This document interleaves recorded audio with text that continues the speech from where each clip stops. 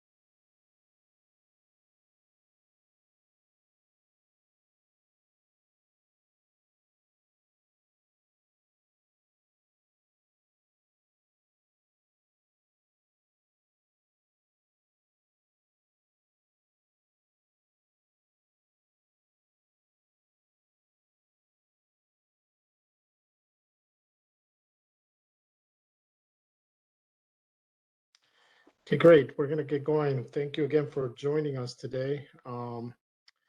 Our webinar today is Developing Partnerships for Effective Program Outcomes. Welcome, and we appreciate you taking the time to join us. This is the fourth and last official technical assistance session that is being provided by the Office of Illinois Works related to the 2022 Pre-Apprenticeship Program, Nofo. We have already delivered 3 webinars in the last couple of weeks. The first one was an introduction to Illinois Works and its programs. The second one was the Bidders Conference. The third one was a GATA pre-qualification webinar. And this is the last one, Developing Partnerships for Effective Program Outcomes. Both the recordings and the slide decks for the first 3 webinars are already on the landing page for the Nofo. So please take a look at those. You could download them and go through the slide decks. If you still have any questions related to the Nofo, please do not hesitate to reach out. We have provided all the contact information both on the Nofo, but you can reach us at ceo.illinoisworks@illinois.gov. Again, ceo.ilworks@illinois.gov, and we'll be more than happy to respond to your inquiries. At the same time, some particular organizations have reached out wanting to do one-on-one technical assistance. If they have a large number of questions, we'll be more than happy to engage you with those requests.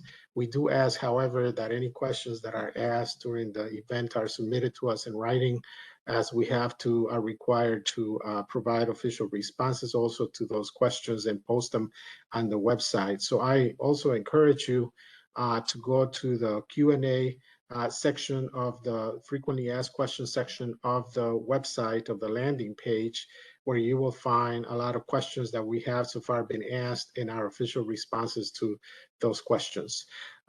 Today's webinar is going to be delivered by some of my colleagues. I'm Norman Ruano, Deputy Director of the Office of Illinois Works, but my colleagues, 3 of my colleagues will be facilitating today's webinar, and I want to introduce them and then pass it on to them to move on with the webinar. Today with us is Dr. G.S. Suggs from Northern Illinois University, who will be co-facilitating this event. Christine Flynn, also from the Office of Illinois Works, and also Dr. Verlee Robinson, also from Northern Illinois University. They are here today, and I'm going to pass it along to Gia so that she can take it from here and introduce the rest of the facilitators. Thank you. Great, Norman, thank you so much. And thank you to all of you for being here. We are excited to have you. Welcome to our program. So just, I want to take a second to review the target audience so that you all are aware. The target audience for this program is individuals accountable for identifying and or developing partnerships to support the completion of a comprehensive application for the Illinois Works Pre-Apprenticeship Nofo. So those job titles might include, but not be limited to, program administrator, grant writer, fund developer, program manager, and program coordinator. So if you are accountable for helping to support and develop partnerships, you are in the right place. If that person for you is not in this room and you can go grab them right quick and have them join you, that would be great. But as Norman also shared, at the bottom of our website for the Nofo, we have the Illinois Works information sessions. And so Christine, if you could drop that link into the chat. And if you scroll down and look for information sessions, all of the sessions are listed. And if you give us about 3 to 5 business days, the link to this particular webinar will be made available. Any questions about the target audience or how to access the recording of the program or any of our programs?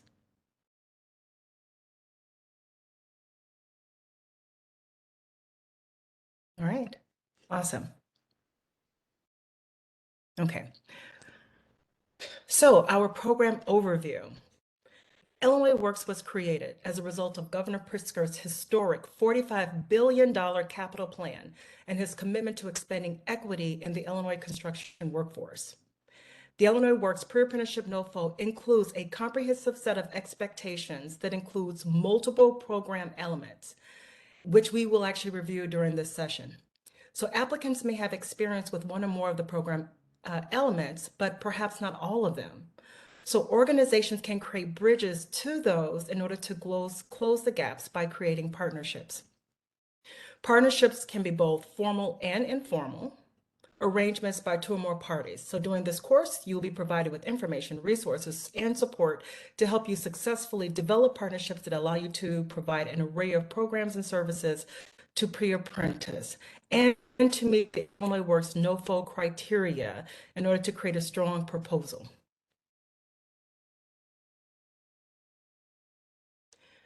So by the end of this webinar, you should be able to describe the relationship between Illinois Works and Dceo, describe the 3 Illinois Work job programs as a result of the Illinois Works Job Program Act, access information available from the Illinois Works Pre-Apprenticeship Nofo website, explain how GATA impacts potential partnerships, assess your program's capabilities against the Illinois Works Pre-Apprenticeship Program requirements, determine the type of partnerships that might strengthen your program, remove barriers to cultivating high impact partnerships, and access the Illinois Works Pre-Apprenticeship Nofo resource page.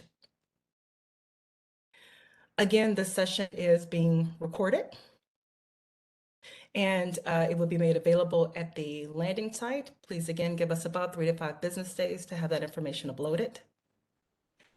And so before I turn this over to my colleague, are there any questions about the course description, course objectives, or anything we will be covering today?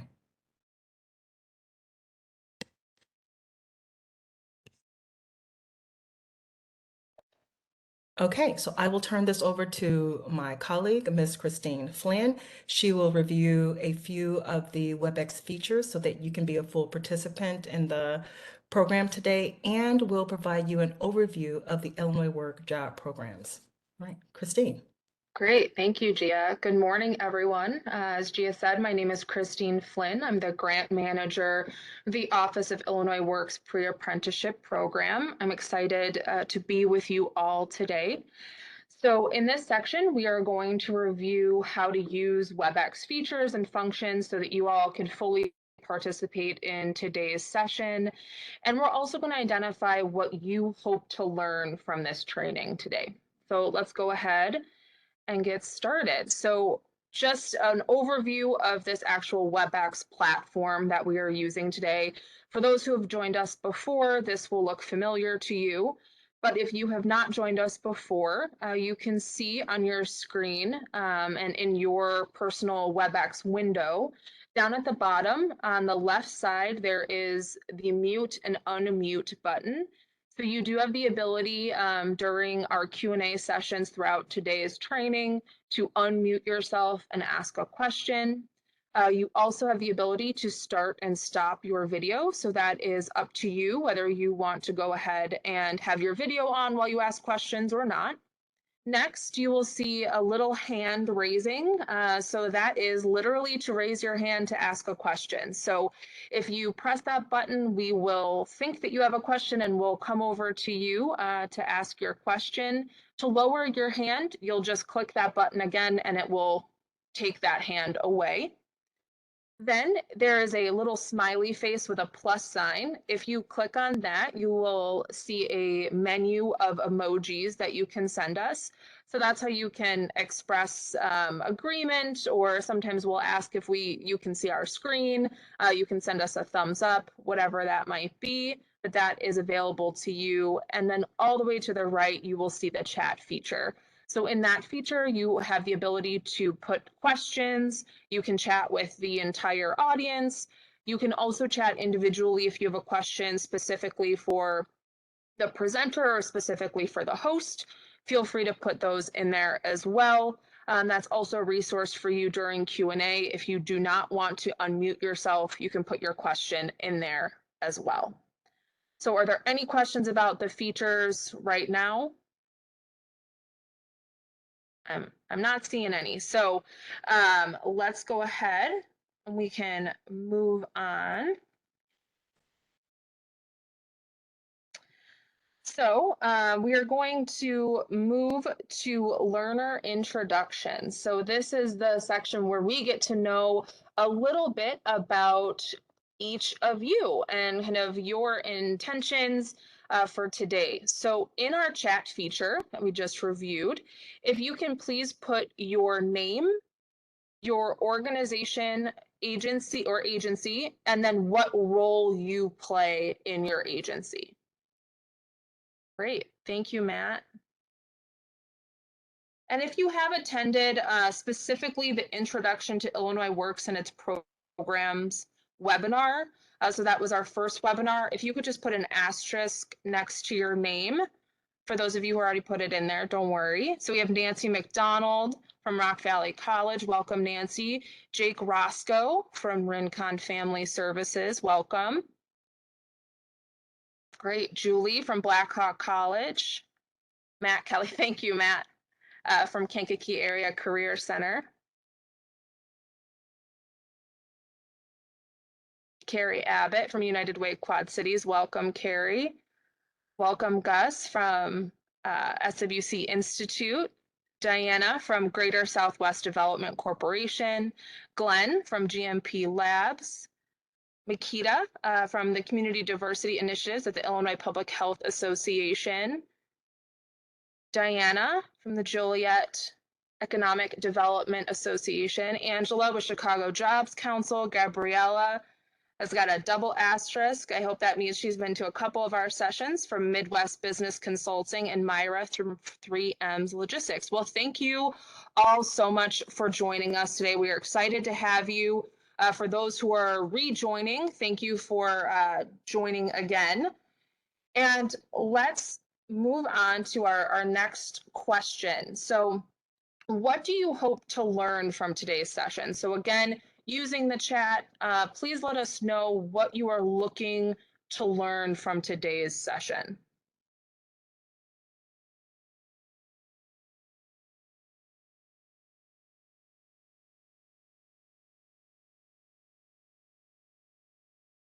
It looks like we had a couple more. Hi, Katie, welcome. Hi, Mary Lou. So focus on partnership opportunities, absolutely. We will definitely focus on that today.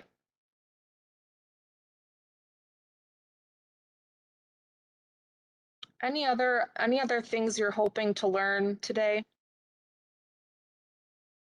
How to find support with the Nofo. Definitely we can talk about that. Like to learn how to develop effective partnerships and proper wording for an MOU, gaining knowledge on best practices for partnership identification and development. Both of those are things we will discuss today. Great. Well, all of those are great and they're right on target. So I think that means that you are all here for the right reason. So we're excited to have you. So before we move on to our next section, apologies, are there any questions about today's session? So either what we've covered so far or before we kind of jump in. I'm seeing some other really good things you hope to learn. Should I apply for this grant? How to create successful partnerships? Absolutely. Okay. Well, great. Well, let's jump into our next section. So I did see that we did have some people who were returning. So this section will be probably a little familiar to you, but we did have a good number who have not joined us before. So we are going to walk through just an overview of the Illinois Works programs. So by the end of this section, you will be able to describe the role of Governor Pritzker's historic $45 billion capital plan in the creation of Illinois Works. You'll be able to explain the role of the Illinois General Assembly regarding the Illinois Works Jobs Program Act, describe the unique characteristics of the Illinois Works innovative workforce development model, and articulate the mission of Dceo. You will also be able to describe the relationship between Dceo and Illinois Works, identify the relevant data that is evidence of the need for Illinois Works, summarize the role of each of the Illinois Works 3 key programs, and explain the current status of each of these programs. So let's go ahead and get started. So on your screen here, you can see this is the governor's 5-year economic plan. So Illinois Works is a top priority of that 5-year economic plan. With new capital funding set to pave the way for tens of thousands of jobs over the next decade in the construction industry, the Illinois Works Jobs Program Act was intentionally designed to increase equity and opportunity in capital construction jobs for underserved groups, including people of color, women, and veterans. The intention is to reinvigorate the Illinois workforce for the future. So again, reiterating, the served populations are women, individuals of color, and veterans. So that's what we are looking for in our Nofos, and also who we're serving through the Illinois Works program. So here on our screen, we have our puzzle pieces. So these are the pieces of our unique and innovative model. And together, there's job demand, talent pipelines, and incentives to hire and retain. So typically, workforce programs have one or perhaps two of these key components, and any one or combination of two would substantially impact the workforce. But the Illinois Works program encompasses all three of these key components to create a comprehensive response to workforce development at all levels. Illinois Works is a one-of-a-kind initiative and is in a really unique position to make a substantial difference here in Illinois. Let's start by understanding, what is the Department of Commerce? Where is the Office of Illinois housed? So the Office of Illinois Works exists within the Department of Commerce and Economic Opportunity, and we call it for short Dceo. So Dceo's mission is to support and maintain a climate that enables a strong economy for our customers, including taxpayers, businesses, workers, and communities. So the Illinois Works Jobs Act was a statewide initiative to ensure that all Illinois residents have access to state capital projects and careers, including in the construction industry and the building trades. The goal is to provide contracting and employment opportunities to historically underrepresented populations in the construction industry. And again, this effort specifically targets women, individuals of color, and veterans. So you can access more information about the Office of Illinois Works by going to DCEO's About Us page. So that link is going to be placed in the chat in just one moment. Thank you, Vera Lee. So if you navigate to our About Us page, you will see a list of all of the offices within DCEO. And in the circle on our screen right now, you can see where the Illinois Works link is. If you choose that, you will be taken to our Illinois Works webpage, where you can learn more about our program.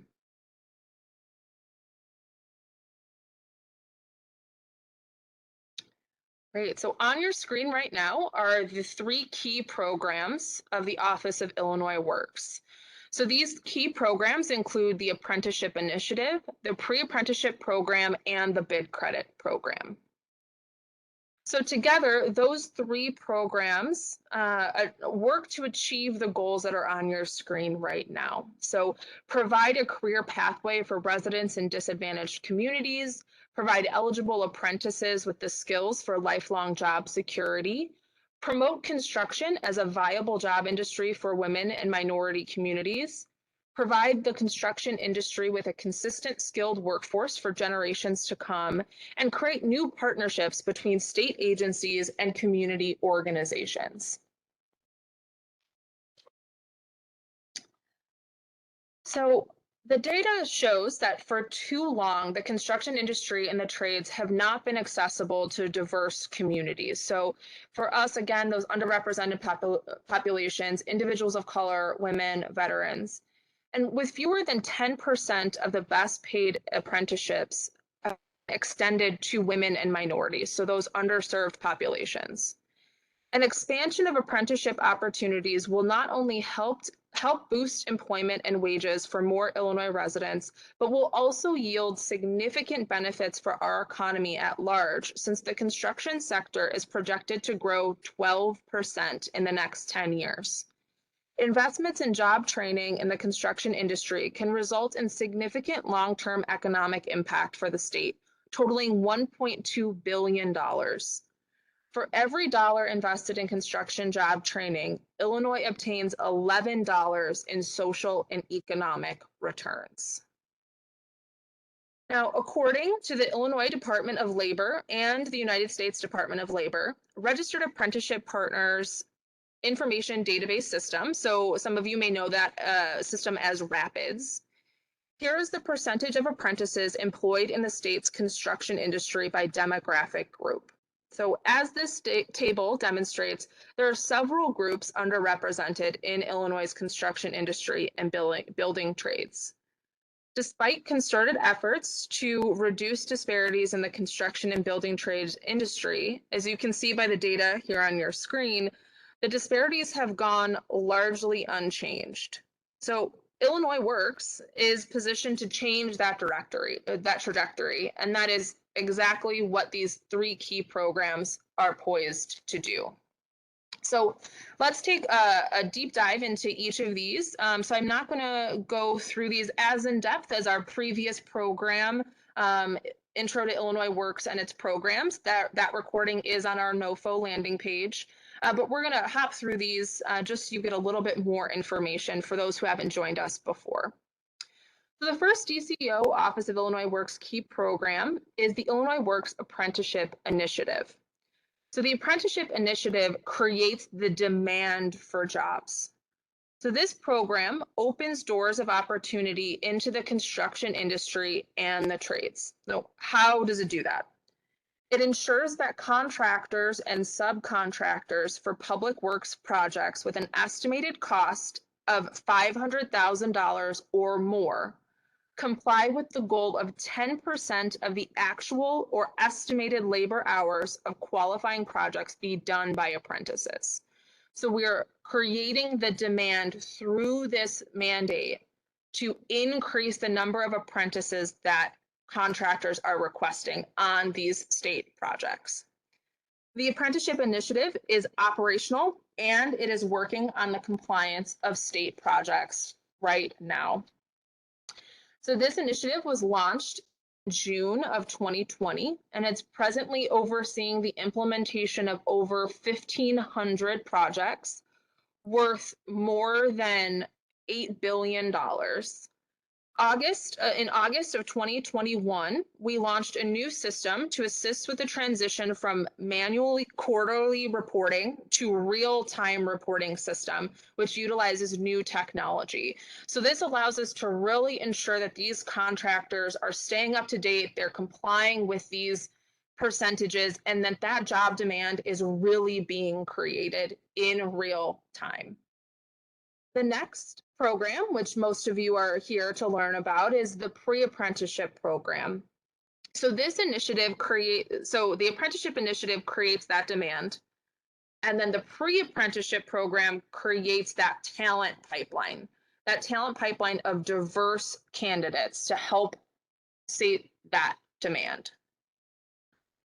The Illinois Works Pre-Apprenticeship Program creates a qualified talent pipeline to fill job opportunities with diverse candidates. For our grants, we strongly encourage proposals that provide training in disadvantaged communities or for underrepresented populations in construction and the trades. And again, this includes women, individuals of color, and veterans. So in summary, this program provides pre-apprenticeship skill training through a network of community-based organizations, preference to underrepresented populations that have historically encountered barriers to entry or advancement in public works trades, including minorities, women, and veterans, free tuition and a stipend to participants who attend the program, a comprehensive array of supportive services delivered to help address systemic barriers which prevent underrepresented populations from entering the construction industry, and generous funding at an average of $10,000 per participant. We received $25 million in appropriation funds for phase 1 and 2 of this program. And this funding is higher than any other training program here at the state level. So it is $10,000 per participant, which is extremely generous and helps cover and address all of these barriers through these supportive services.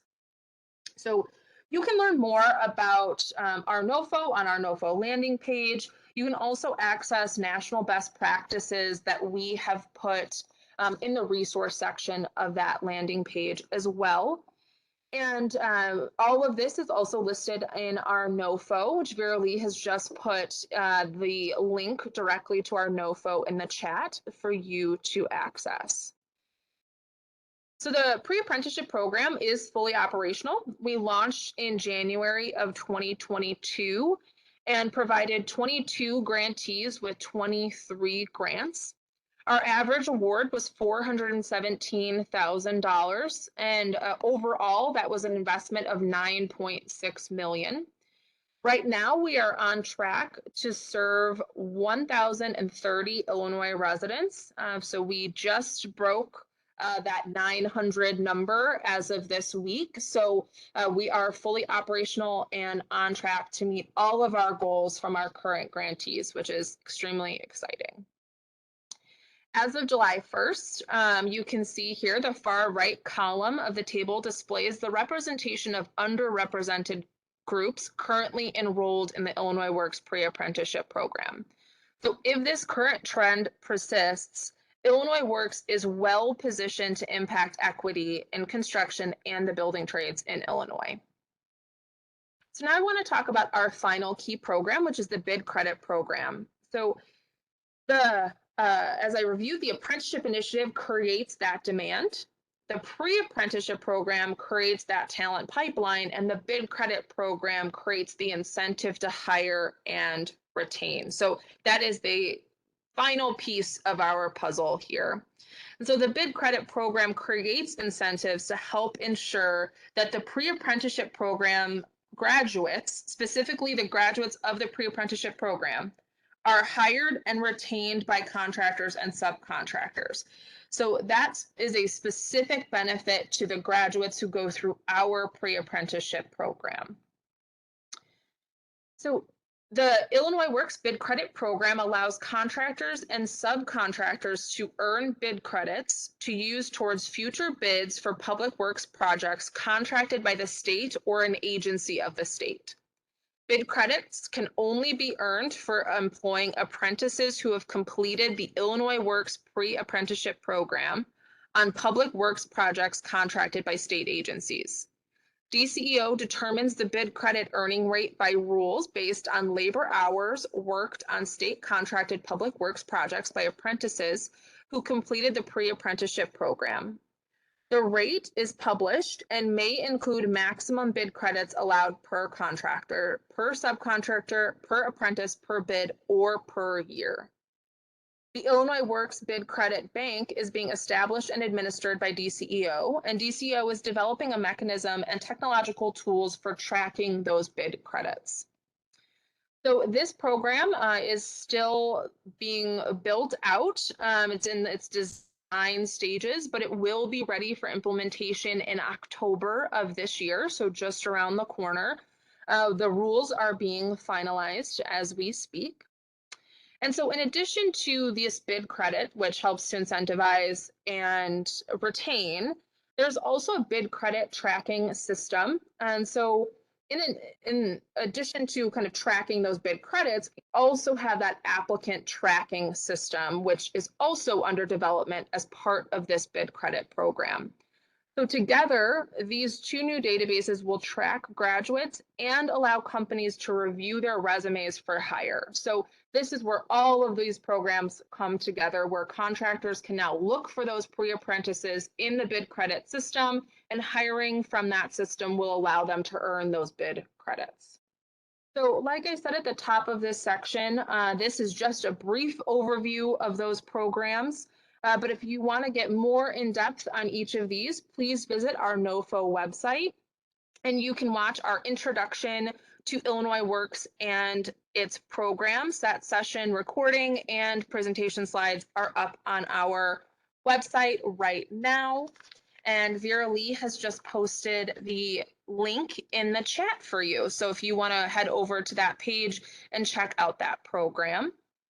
And at this point, before I hand it off to Gia for the next section, are there any questions about what was just covered?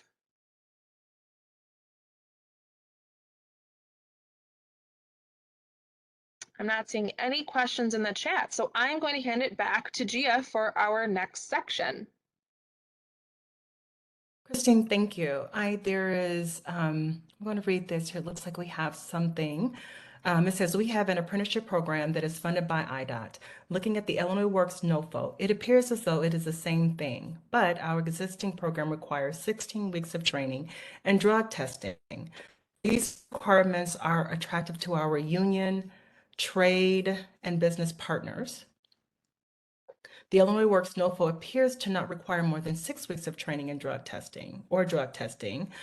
Can you advise on whether this would be a worthwhile pursuit? So Christine, do you want to respond to that? And I think Norman is also still here, if he wanted to jump in also. Yeah, I know. So IDOT's program, we do have some similarities. They have an alternate program that also utilizes a bid credit system. Ours is similar, but ultimately, I think, you know, it would come down to maybe having a one-on-one discussion on whether this is a worthwhile pursuit for your individual organization. Our program does have set minimums, so we are not as strictly created as the IDOT process. So we do allow for kind of some flexibility around training since we are a semi-structured program, but we do have certain thresholds of what needs to be offered, how many hours need to be offered, and then programs dictate the length of the program, what's covered, items like that. So I'll turn it over to Norman if he has any other kind of advice on that question.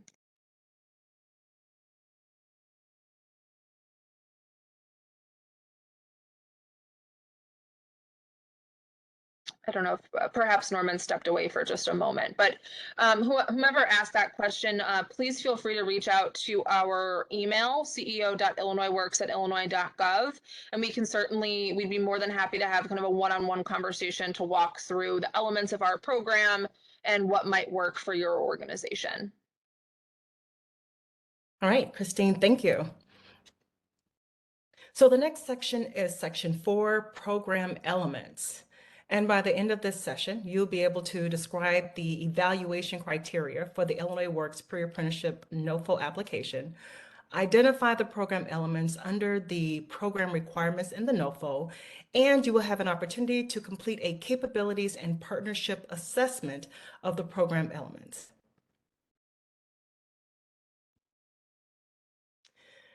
So as many of you now know, the Dceo Notification of Funding Opportunity, also known as the Nofo, for the Illinois Works Pre-Apprenticeship Program was released on August 18th. In fact, most of you are likely here because you saw the release. But if you have not previously seen it, you can access the Notice of Funding by using the link that will be shared in the chat.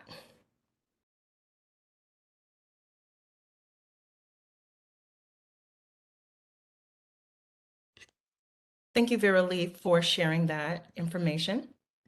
I do want to spend a second talking about the evaluation criteria.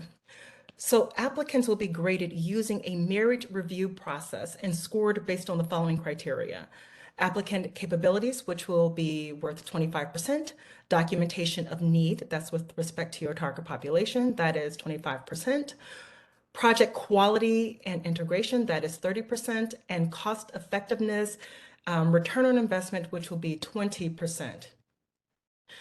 The department will designate an evaluation committee to grade each application that's reviewed for this funding opportunity. Grants will be awarded and funding levels will be determined per application based on its alignment with the requirements of the Nofo, which is what we're getting ready to discuss in a second here. The department anticipates sending notices to state awards, 11 to 15 weeks after the application period is closed. Right now, the application period is 8/18 through 9/27 at 5 p.m. If this anticipated timeline changes for any reason, Dceo will notify the applicants of the new timeline. So this section provides the program description, provides an overview of Governor Pritzker's executive order regarding workforce development and job creation. The Illinois Works 3 key programs, which Christine just reviewed with you, and which we will review which we reviewed at the start of this section, as well as national best practices, program goals, and program requirements. So to access this section of the Nofo, you can go to Program Requirements, which is right under Program Description.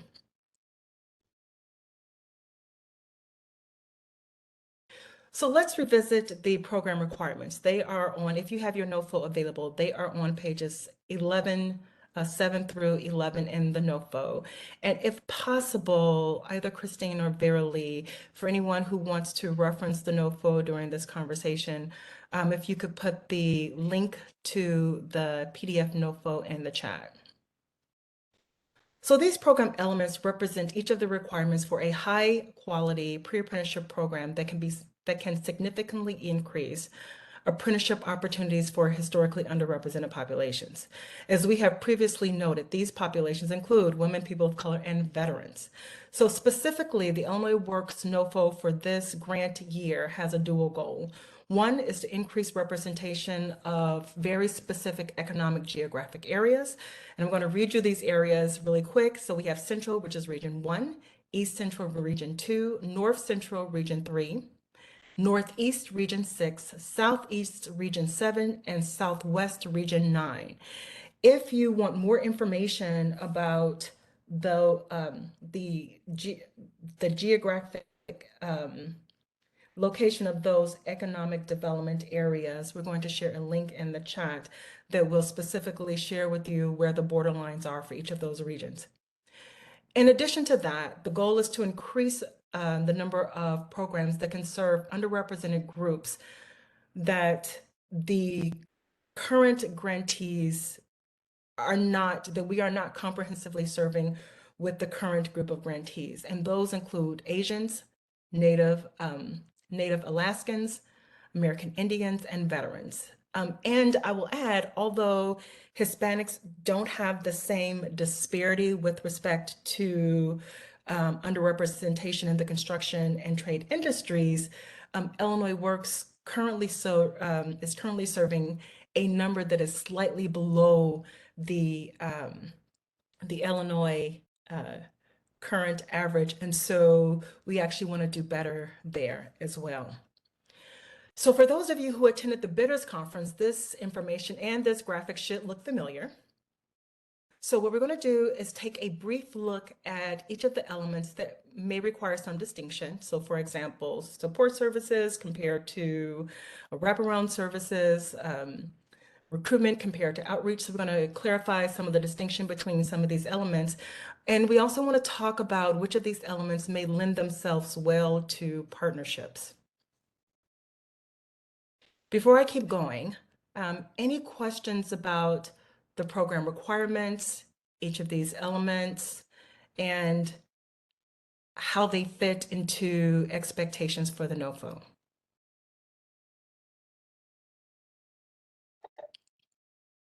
Not seeing any questions in the chat, Gia. Okay, great. Thank you, Christine. So what I want to do now is share with you a copy of our capabilities and partnership self-assessment for you to download.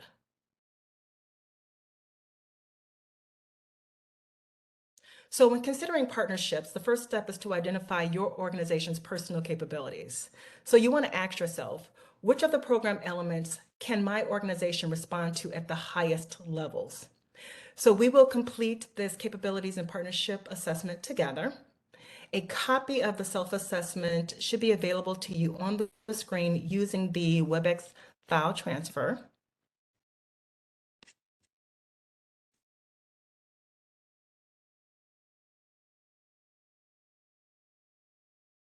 So what you want to do is select the document, select download, identify the location on your desktop where you want this document to live. And then once it's downloaded to your desktop, open it so that we can use it during this session. Can everyone see the file transfer on their screen? And is everyone able to download this document? Because this will be really important during this session. So Diana, are you able to see it? I see it. Mm-hmm. Yeah, right. But is there a link that I can download it myself? You can, so if you click on the link that the file, it says file transfer, there's a box that says file transfer. If you click on that, then download will be available to you. So if you see the red box around download, if you click on that, it will download to your desktop. So if you look at the red arrow, if you highlight the document, and then the red box, if you click on download, this will actually transfer from WebEx on my screen to your desktop.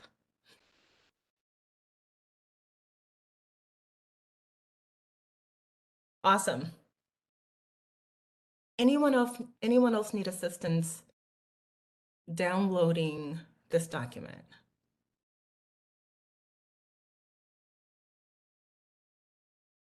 Okay, awesome. So I'm going to go ahead and remove the box. And once I remove the box, you will no longer have access to this. So I just want to make sure everyone has had an opportunity to access it. Okay. Can't find my chat. Oh, goodness. Oh, we've got one more. That's okay. I can bring it right back. Yeah, I'm trying to find my chat. Can you hear me? Yes, no, maybe. Yes, I can Oh. hear you. And it won't be in the chat.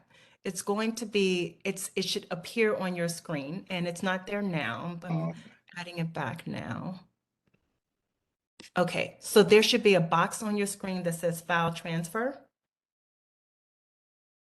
And if you click on the document, then download should be visible. And once download is visible, you can click on download, and it will download this document from the screen to your desktop.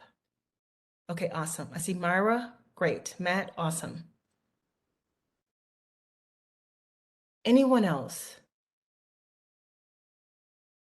I'm gonna go back on mute. I don't want to hold us up.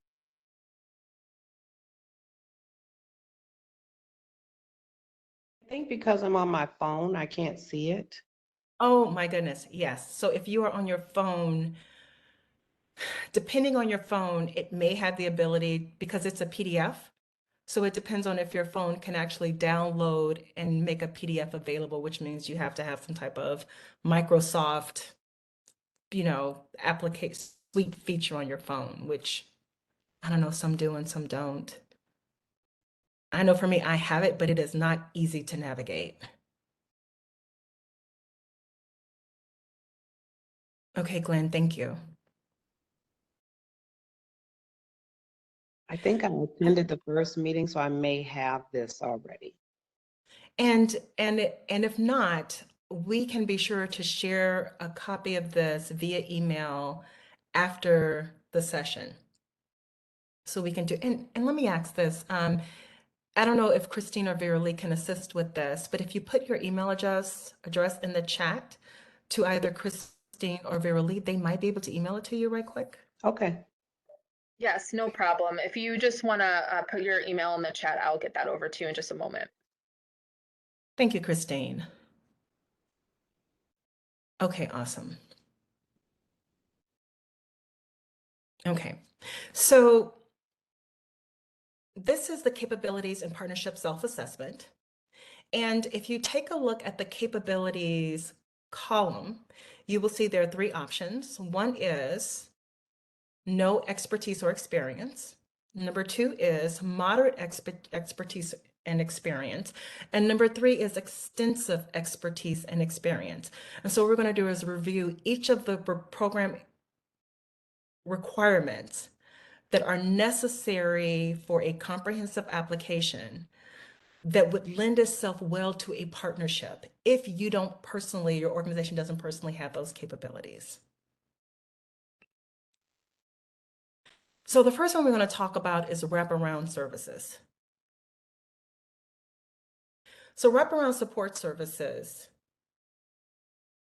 help pre-apprentice overcome non-academic barriers to participation and successful program completion. Allowable program cost may include, but not be limited to, mentorship, financial literacy, alumni networking, referrals for housing, mental health services, childcare, transportation, driver's education fees. If your participant requires a car to either get to the training site or job training site, it may cover car repairs, emergency bill payment, and other costs that might create an obstacle for participants in full engagement in your program. If you take a look at your capabilities and partnership self-assessment, number 1, ask the question, does your organization have expertise and experience in providing these type of services, including dedicated staff persons? And the goal here with this self-assessment is to not overthink it. So I can tell you last year what some of the grantees, how they handled this. They went ahead and responded based on their current knowledge. And then they set up a meeting with their program managers, other administrators, and relevant staff with respect to each of these requirements. And then they validated their responses with their team. And then as a group determined which would be appropriate for a partnership, which would be appropriate for internal capability. So the goal here is not to overthink it, to make the best educated guess you can based on your current body of knowledge with respect to each of these, and then potentially work more closely with your team to validate your responses. So take a moment here, read the description, respond to number 1. Is this 1, no experience or expertise, 2, moderate experience and expertise, or 3, extensive experience and expertise? And right now we're only responding to the capabilities column. The next one is student support services. So your program must plan for assisting participants in maximizing their academic success. And that includes attaining the required certifications and credentials. Allowable costs may include, but not be limited to, tutoring services, retesting, makeup sessions, and other educational requirements, keeping in mind that wraparound services are about removing barriers to participation and engage. Student support services are about providing support for academic success. Excuse me. Any questions about that distinction between wraparound services and student support services?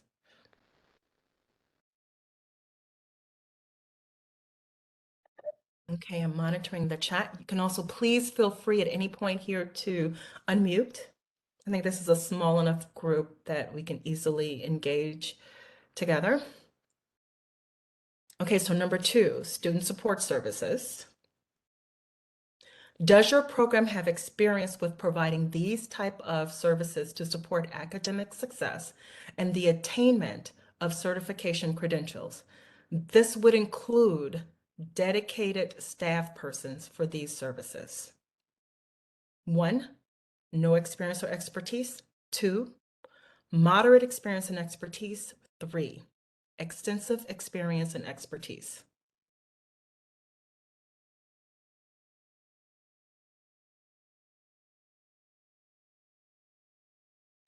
The next program requirement that might lend itself well to partnerships is the delivery of other instruction. So your program must provide a plan to refer students who do not have the minimum program requirements to educational services in their within their respective community. So there may be individuals who are interested in participation but do not have all of the minimum requirements. Your program can help them attain the minimum requirements so that they can apply and be accepted into your pre-apprenticeship program. Some of those services may include, but may not be limited to,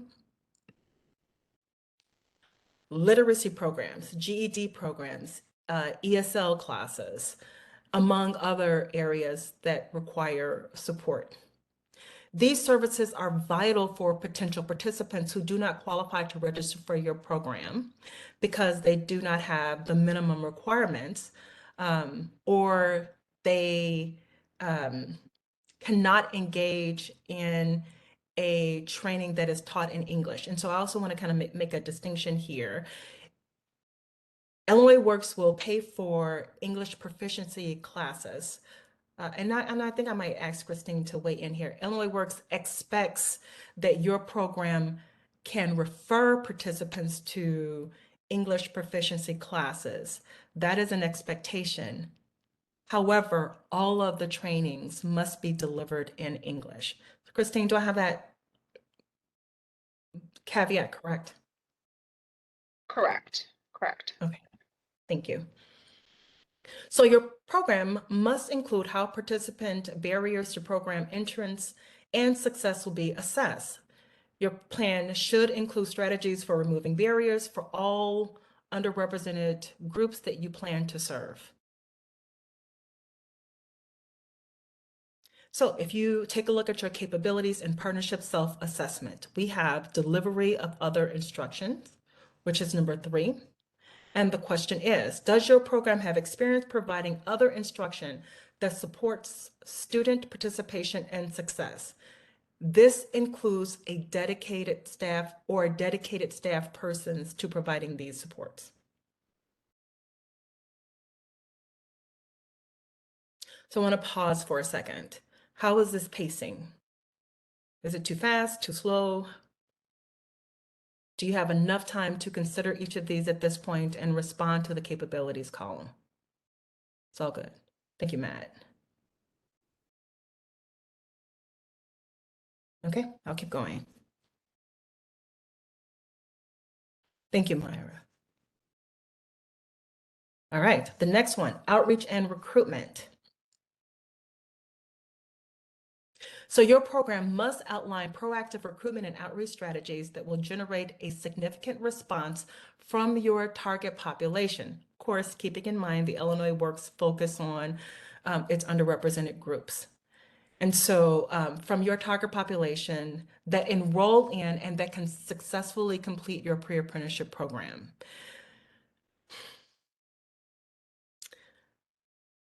You actually have to have an outreach and recruitment plan for this particular program criteria.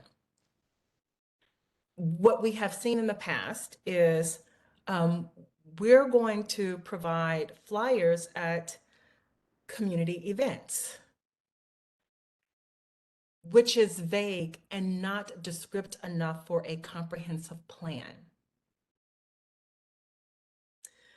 So your program, your plan should be able to say that during the month of, and I'm going to just completely make this up, but during the month of October, my community will hold a job fair, or we have a community garden project. I don't know. And so we are partnering with these organizations, and they are allowing us to provide a booth, do a public presentation, and pass out flyers to promote our program.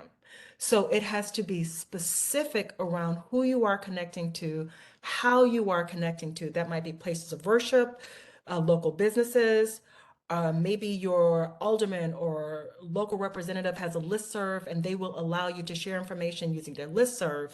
Maybe the places of worship in your community have youth programs and you've been allowed 20 minutes on their Wednesday evening youth agenda to talk about the program.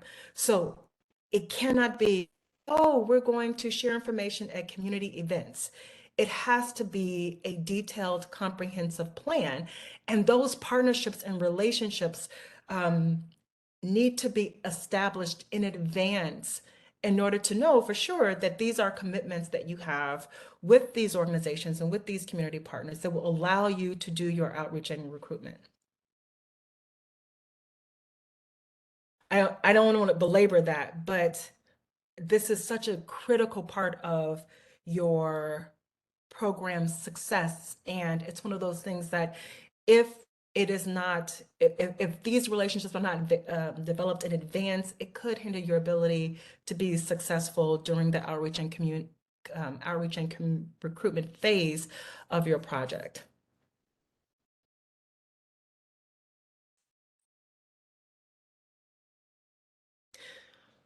So the first one that we're going to look at here, number 4, is equity focus. And it is asking the question, does your program have experience engaging your intended target population? So if you are targeting Asian males in this part of Chicago or Central Illinois, do you have experience targeting them?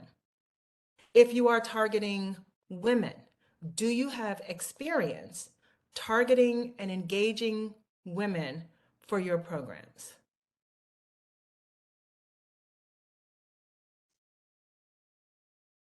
Number 5, recruitment. Does your program have experience, expert knowledge, and a proven track record of outreaching to and connecting with your target population? And this would include dedicated staff persons who are actually doing outreach, recruitment, and engagement.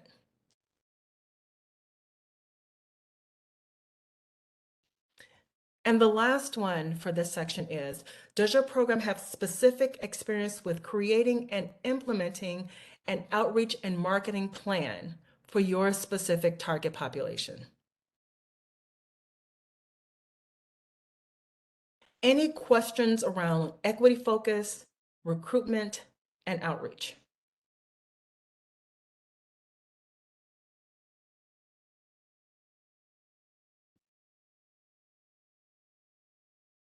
So the next program requirement is curriculum and instruction.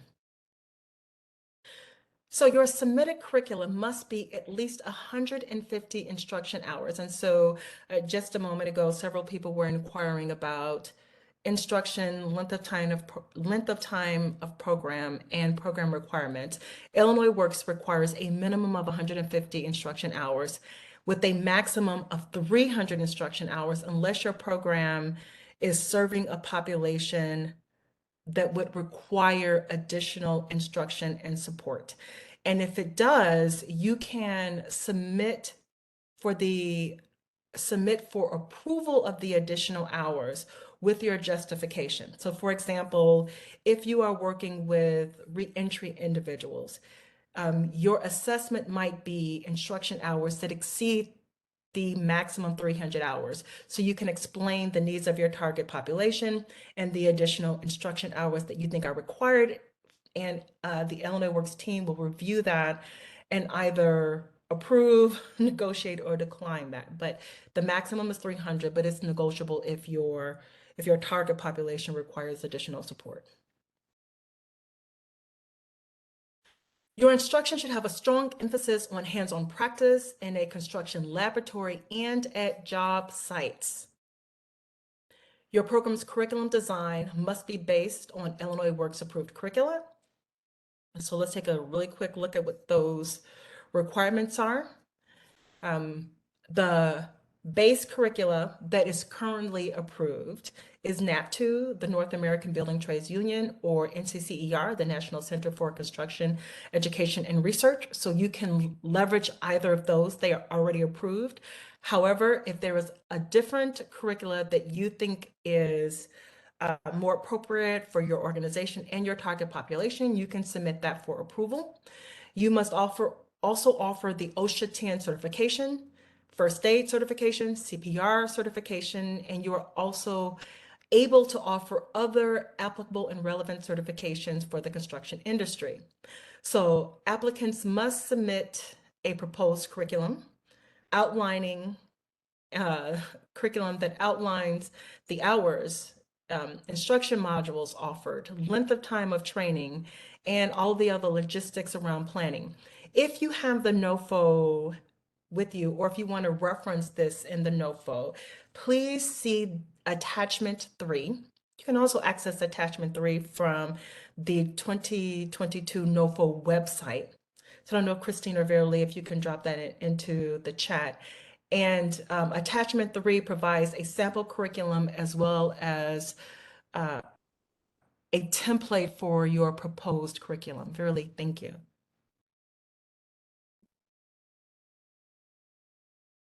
So if you take a look at our capabilities and partnership self-assessment, we see curricula number 7.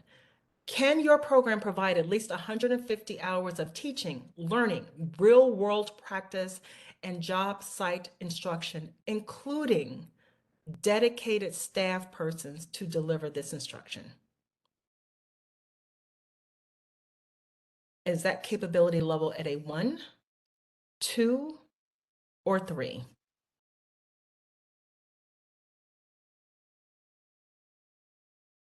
Number 7 is instruction. Can your program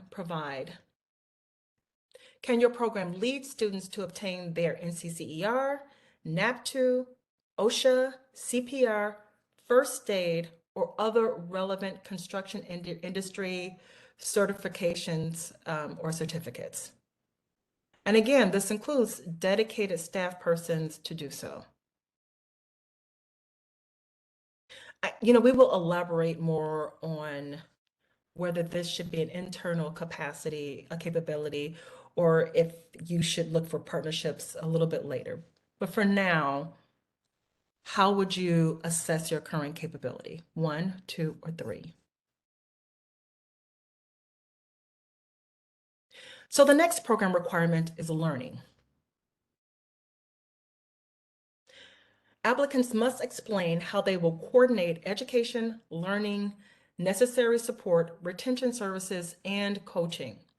So the department is also interested in applicants who will use innovative teaching and learning tools, including online learning, virtual learning, alternative reality, also known as AR, virtual reality, VR, immersive training, and other kind of, innovative learning techniques.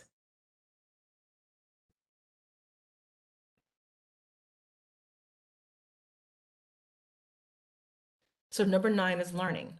Does your program have extensive experience leveraging innovative tools, including online learning, virtual learning, particularly given limitations that might be imposed on your program from COVID or other natural or public health impositions? If something occurs like COVID, can your program effectively respond to that using alternate methods? So it's a really good question. Thank you, Nora. Can the dedicated staff be either full-time or part-time? Yes.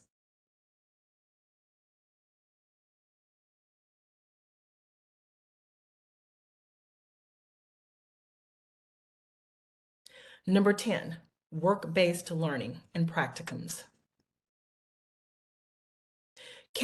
Does your program have experience providing and or coordinating work-based learning, which means there's an on-site lab where it simulates the construction skill that they are learning, and on the job learning. So there's actually a real work site where they can experience real world learning. So either in the lab or at a work site. Does your program have those capabilities?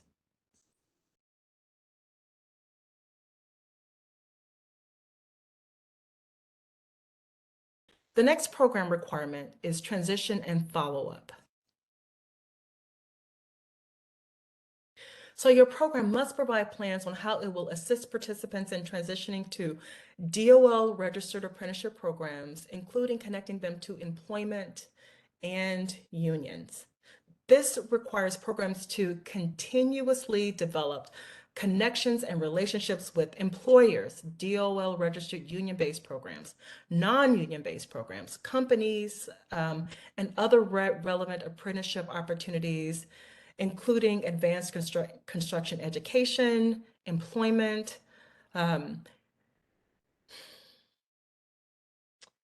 so it's saying that do you have experience with cultivating those relationships and experience with transitioning your participants to those opportunities? Employment, advanced training, DOL registered apprenticeship programs, both union and/or non-union programs. That is the transition component. Regarding follow-up,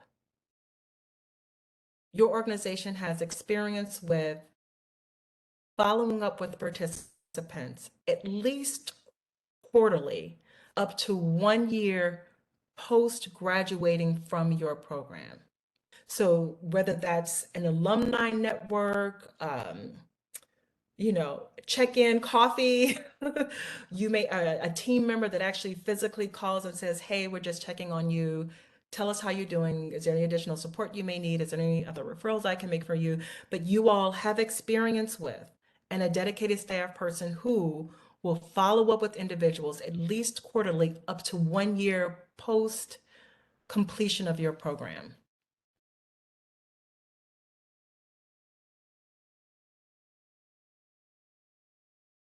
So number 11, does your program have the experience, connections, and relationships to help transition participants to DOL registered, union-based, non-union, company-based, or other relevant apprenticeship opportunities, construction education, or employment, including dedicated staff persons to transition services?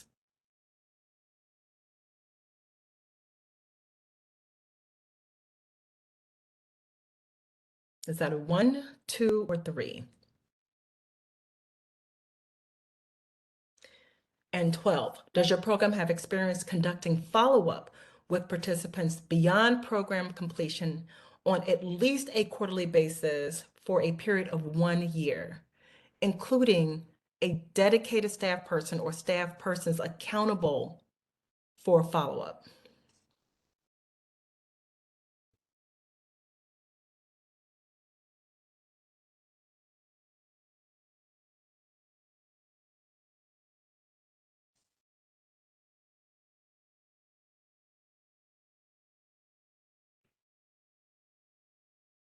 Okay, the very last requirement we're going to talk about is data tracking. So as you know, our goal is to significantly increase apprenticeship opportunities for historically underrepresented populations, which will be evaluated by Dceo and the Illinois Works Review Panel, which will be reported to the Illinois General Assembly. Given this, all grantees will be required to successfully transition participants and collect and track data, as well as outcome measures for each of their program participants. So that is, as you are doing outreach and recruitment, data has to be collected and entered into the system while they're in the program, including attendance, participation, certifications attained, and then again, that 1 year post completion. All of that data has to be tracked and entered into the Illinois Works system.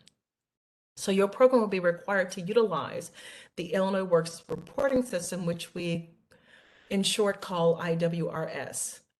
IWRS is a reporting platform and workforce program management tool used to track grantees' performance and progress toward the negotiated outcome measures for your program.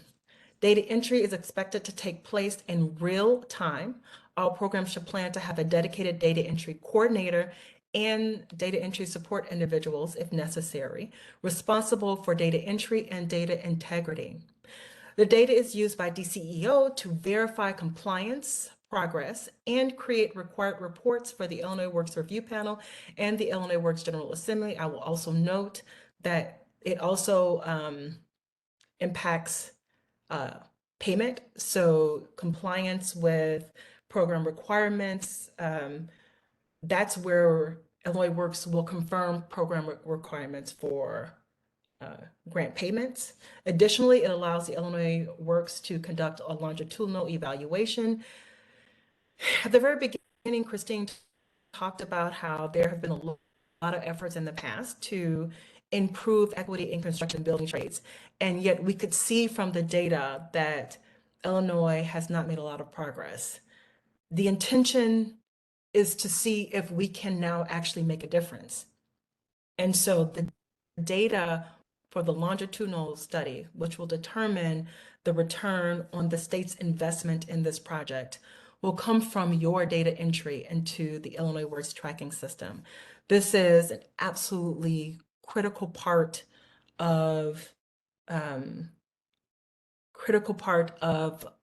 each grantee's work in the pre-apprenticeship program.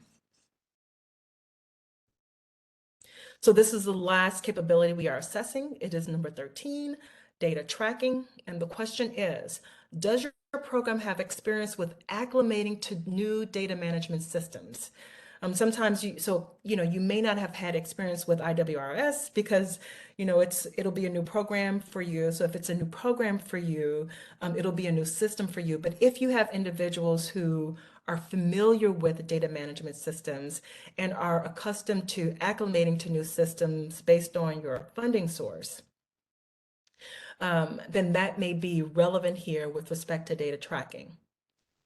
So does your program have experience with acclimating to new systems as well as successful data entry, data collection, entry, and tracking?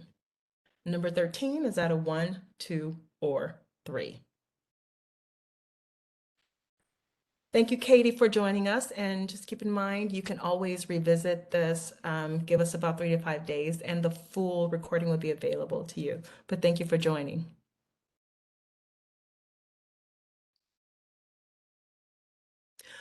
So your self-assessment of your capabilities should now be complete. Again, the way some of the grantees shared with us, they used this in the past, is that they took their initial assessment, assembled the relevant individuals on their team, validated the results, and then made decisions around their application with respect to partnerships and their ability to respond to each of the Nofo requirements. So using the chat, if you could answer this question: which 3 to 5 elements emerged as capabilities for your program? Which 3 to 5 elements emerged as capabilities for your program? So these are areas where you assessed your capability as a 3.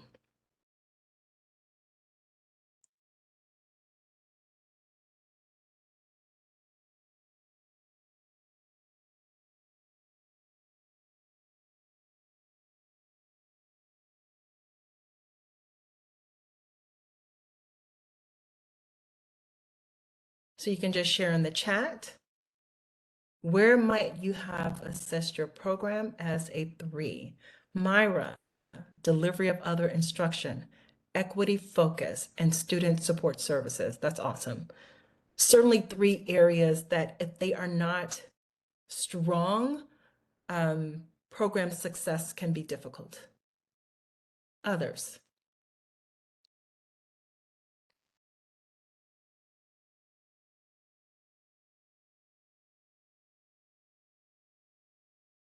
Glenn, thank you. Wraparound support, student support, and so Glenn, that would be delivery of instruction.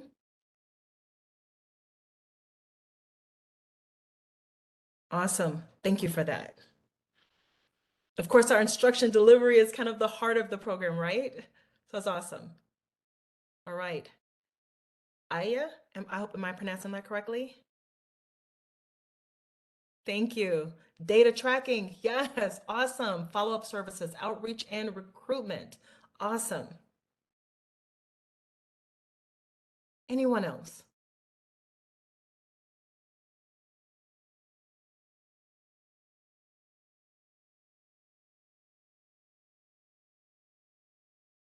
Okay, let's take a look at the next question. Which 3 to 5 elements might your program benefit from a partnership? So what few areas might your program rated itself a 1? And so this might be an area where a partnership would add value.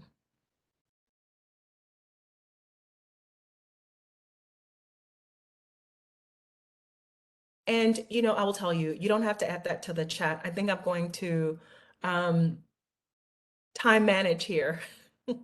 But give that some thought and consideration. So look at the areas where you rated yourself a 1 and consider, whether or not these areas of 1 might benefit from a partnership. Because the reality is you have choices, right? You can either develop a partnership or you can build your internal capacity. And I think that is when that conversation with your team will add value. Does your organization have the ability to develop the capacity, particularly for those areas where you rated yourself a 2? So it's like you have some capabilities, but you wouldn't necessarily call yourself an expert. So what do you do with those 2s? Do you look to partner with another organization that would be a 3? Or might you develop your internal capacity? And there are a lot of things that can impact how you decide to approach an area that's a 2. This actually might even be relevant for some areas that are a 1, but you may have the ability to develop that internal capacity. So if you decide to develop internal capacity, that requires, and it may require hiring new staff, repurposing current staff. Either way, whether you are hiring or repurposing, those staff members may require additional education, training, certifications to be fully functional in that new role. This is a new program, so they're going to have to be acclimated to a new program. You have to consider both the time frame to get new individuals up to speed, as well as the cost for individuals internally attaining the credentials they need to be able to do your training. So for example, whether it's OSHA 10, CPR first aid, or NAP2 or NCCER, in order for individuals to be able to facilitate training for those certifications, they have to receive their trainer facilitator credentials from the appropriate certifying body. Sometimes those trainings are a day, sometimes they're a week, sometimes they're longer. So do you have the bandwidth, time frame, interest internally, and resources to build that internal capacity? And part of that is the conversation you have to have with you, between you and your team, to make that determination, whether or not capacity building or partnership is going to be most appropriate for that particular requirement. So here is our tip with respect to partnerships. Make your friends before you need them. Based on the Illinois Works Pre-Apprenticeship Grantees for this year, we have found that there were a few areas that were vital to their immediate and long-term success that may not have appeared critical to develop partnerships early. So, for example, mentoring and alumni network services. These are, so mentorship and alumni support services are the most requested by participants and frequently do not exist for most grantees. And at the point that you are graduating a cohort, if you decide to develop mentor and alumni networking services, once your cohort is graduating, it is already too late. So this is one of those areas where it may seem like you have time, but those partnerships actually need to be developed at the start of your program so that by the time your cohort is graduating or prepared to graduate, they currently exist. Another is, oh my, like this deserves an asterisk, transition partnerships. These services may include, but not be limited to, DOL registered apprenticeship programs, both union and non-union, additional or advanced construction or building trade training, employment opportunities, all of which are central to a successful transition. Again, if you wait until your cohort is getting ready to graduate to start cultivating those partnerships and relationships, it will really already be too late. Similar for delivery of instructions, again, keeping in mind that depending on the certification, you have to make sure that you have the bandwidth, time frame, and resources to make sure that your internal staff person has the trainings they need, the certifications they need to facilitate training. And if not, that you have a partner and they already have the credentials necessary to train your participants. Similar for student support services, this requires forethought. We've already spent a little time talking about recruiting and outreach. Again, at the point that you need to have a cohort starting on a particular day, that is not the, you don't want to just now be reaching out to that YWCA or YMCA or place of worship or, community event asking if they would like to partner with you on this. You want to have your outreach and recruitment plan already developed and ready to go. And then we have job site experience. So that's, again, that's it. You have to have a construction lab, but they also have to have job site learning opportunities as well, right? So contractors, subcontractors.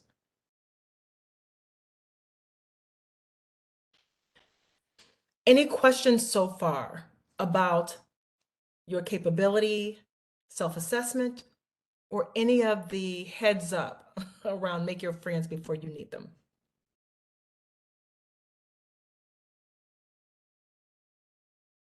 Okay, if you take a look at your potential partners, take a look at your capabilities document, and there's a column for potential partners. We're going to give you just a few seconds here. Areas that you have rated a 1.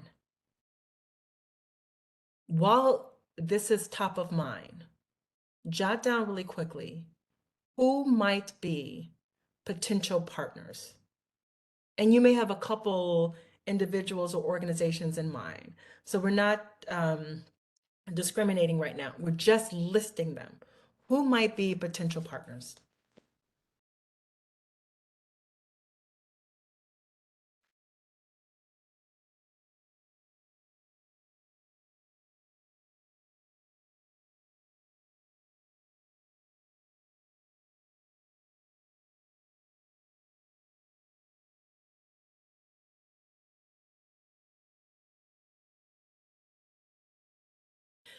One of the things we're often asked when we talk about partnerships is, how do I know how to find DOL registered apprenticeship programs?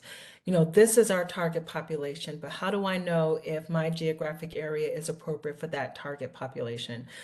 Are there already pre-apprenticeship programs in the area, in the geographic area that we are intending to serve? And I'm going to ask if Christine or Vera Lee could please share the link to the Illinois Works heat map in the chat. So Illinois Works provides a heat map. This technology provides an overview of statewide demographic areas, Illinois Works project data, as well as location and essential information for all Illinois Works pre-apprenticeship programs and DOL registered apprenticeship programs. So you can access information regarding Illinois Works pre-apprenticeship programs, concentration of underrepresented populations, economic development regions, Illinois Works projects by county, and of course, DOL registered apprenticeship programs so that you can start now cultivating those relationships. So when you access the heat map, the blue squares represents apprenticeship programs and the yellow stars represent the current Illinois funded pre-apprenticeship programs. Thank you, Christine, for sharing the heat map. It is now in the chat. The next thing we want to share with you during this program is about types of partnerships. So once you have identified the areas that might benefit from a partnership, it is time to identify the type of partnership that would be appropriate for each of those relationships.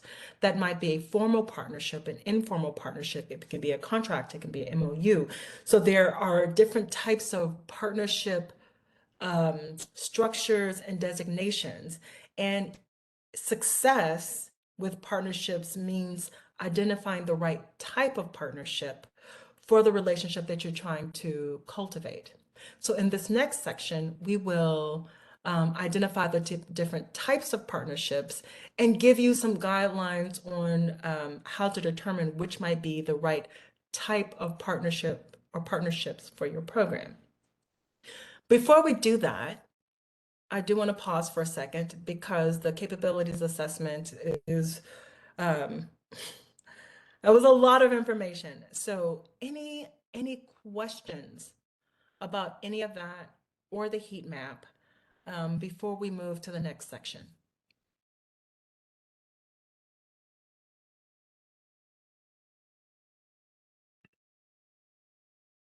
Okay, so let us take a 10-minute break. It is 11:30. So let's please be back at 11:40. And when you return, I will turn it over to Christine, and she will talk to you about those different partnership relationships and designations in section 5, developing partnerships. So quick break. See you at 11:40.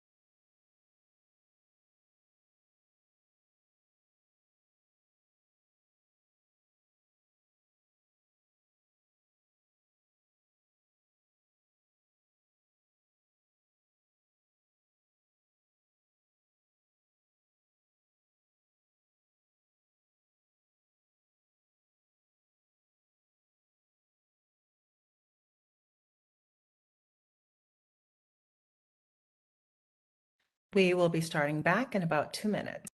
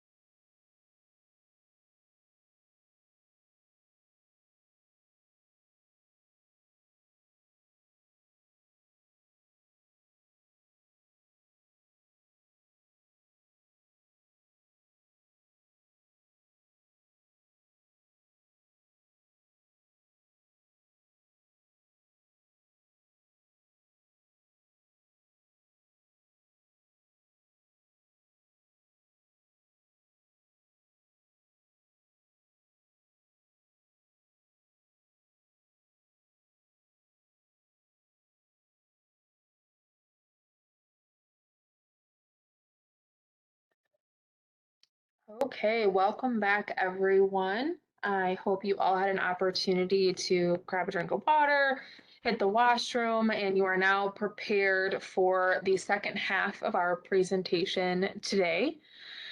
So you all just went through the part of the program with Gia where you identified your capabilities and started to think about what types of partnerships or who you might have existing partnerships with that will serve you as you look to implement the Illinois Works Pre-Apprenticeship Program. And so this section is now going to be talking about developing those partnerships. So by the end of this section, you will be able to describe the role of partnerships, identify different types of relationships, brainstorm potential partners, and create a memorandum of understanding, or as many of us call it, an MOU. So let's go ahead and get started. So once you have kind of identified your capabilities, so Gia gave a really good example of what some of our grantees did last year, where they identified their capabilities and then all got together to start talking about what each organization was able to do, what partners they might already have, or partnerships they might need to have to build in the future. The next step is to identify the type of partnership that would be appropriate for each of those relationships. So partnerships allow us to coordinate program activities for each of the program elements that Gia just went through, and they can create bridges that allow you to comprehensively respond to the needs of your pre-apprenticeship program participants. So some of the partners that the Illinois Works program is looking for you to create include a coordination with local workforce initiative areas, local and regional apprenticeship navigators, construction and building trades, union groups, community colleges, employers, employer associations, community-based organizations, secondary schools, and others. So this list is not comprehensive. Obviously, there are many other partnerships that you might engage in, but these are ones that are available to all of you, and we have found our grantees have gotten a lot of value out of. So the primary goal, as Gia discussed when we were talking about transitions, the primary goal of the pre-apprenticeship program through Illinois Works is for graduates to transition successfully into DOL registered apprenticeship programs. So the secondary goal, we do allow for secondary goals for those individuals who complete the program and decide a registered apprenticeship program just isn't right for them. So a secondary goal might include employment, another training, or educational programs. So on your screen here, you can see this is the list that I just read for you. So those coordinated partnerships that you can seek out, the ones that our grantees have found value in already. But obviously, as I've said, there are plenty of other partners that don't fit in this these categories. So please feel free to kind of brainstorm outside of these categories as well. So these partnerships are a part of your program design that we expect to see when we are reviewing your Nofo applications. So, you know, as any one of us who has worked in the nonprofit world or with community-based organizations, we know that it's exceedingly rare for one organization to be able to do it all. So these partnerships are really essential, and they're going to grow capacity and ensure that participants have access to as many services and supports as possible. So let's jump in now. On your screen, you can see 3 different types of partnerships. So partnerships in general are formal arrangements by 2 or more parties. Strategic partnerships are formal agreements between 2 or more parties who share or exchange complementary resources, intellectual capital, and or services to achieve a joint goal. And then we've also listed cross-section partnerships. So in these instances, these are often used to describe an array of activities involving representatives from multiple sectors working in new ways to address complex social and economic challenges. So for each of you, you might have a varying array of partners that fall into each of these categories. So as we all know, partnerships can be formal or informal. So a formal partnership are generally highly structured engagements that are often guided by a predetermined guideline written out in a document. So that's when your MOUs or contracts come into play. And then it's signed by both parties. So these partnerships are most effective when they are based on reciprocity, which might include an exchange of services for funds. It might be one group is willing to offer a service to the other organization and they're able to offer their services back. So generally, these relationships are reciprocal. Informal partnerships are strictly based on the strength of a relationship between organizations, programs, or individuals. So often these are not going to be ones that are contained in an MOU or a contract. These are generally in these informal partnerships, each partner may kind of hesitate to sign an MOU. And we see that a lot, especially in our transition relationships with our grantees. So a lot of unions are not going to enter into an MOU or a contract to say, we will accept anyone that you graduate.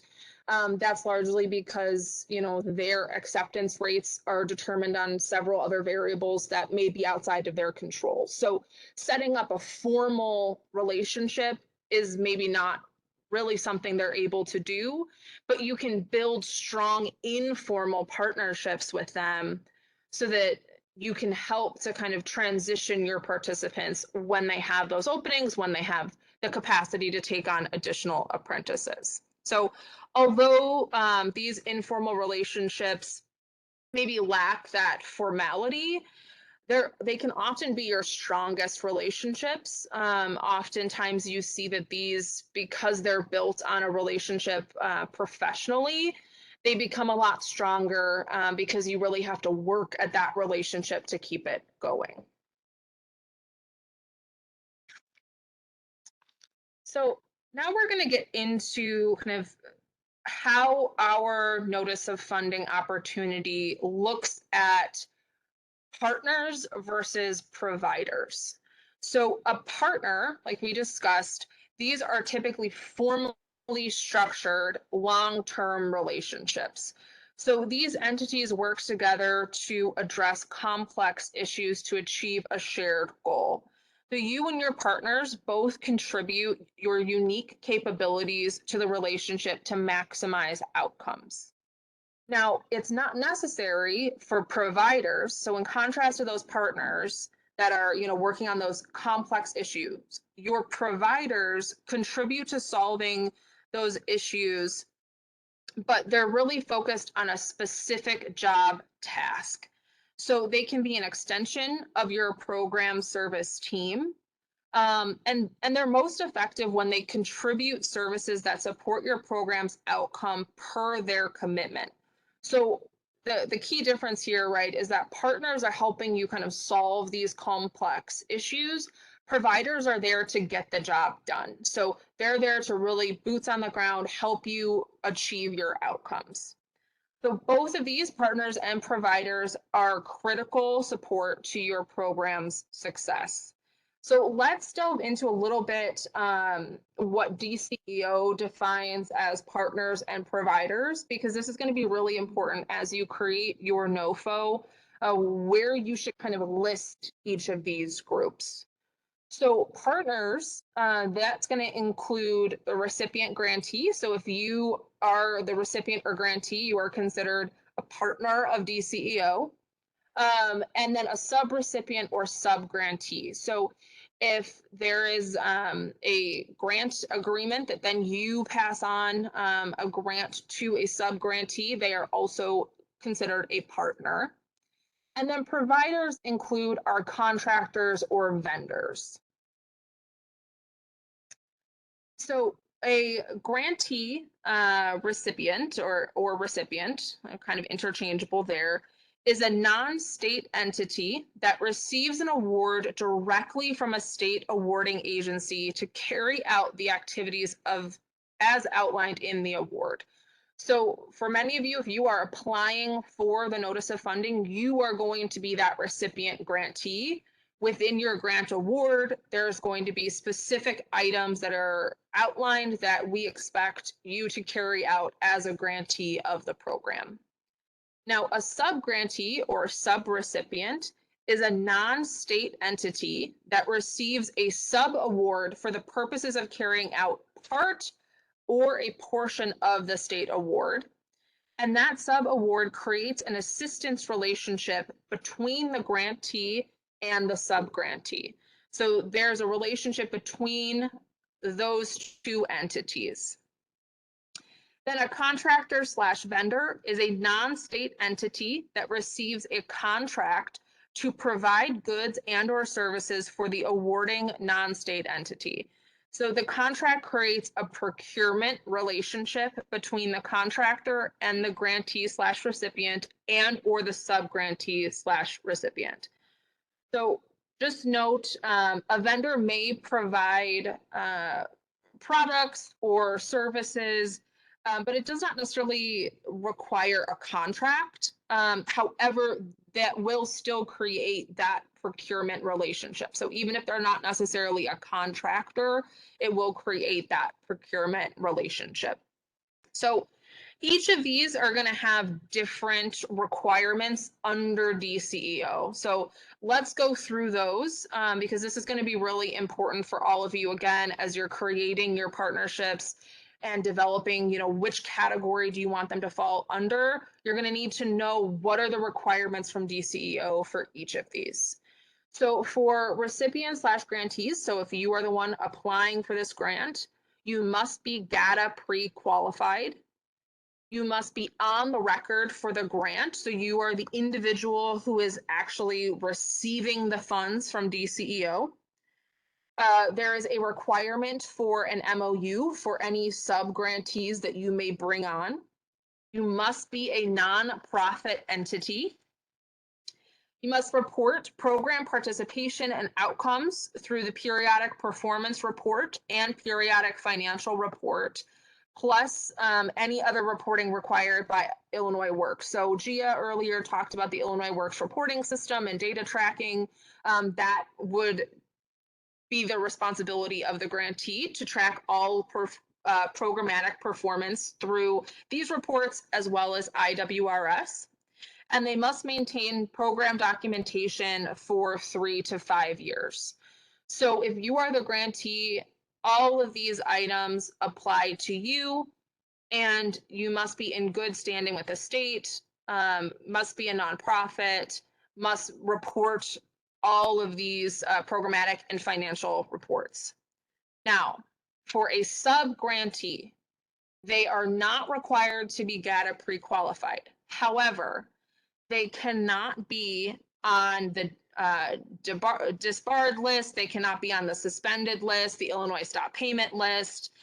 They cannot be any sanctioned parties. So they still need to be in good standing with the state, but they're not required to be GATA pre-qualified.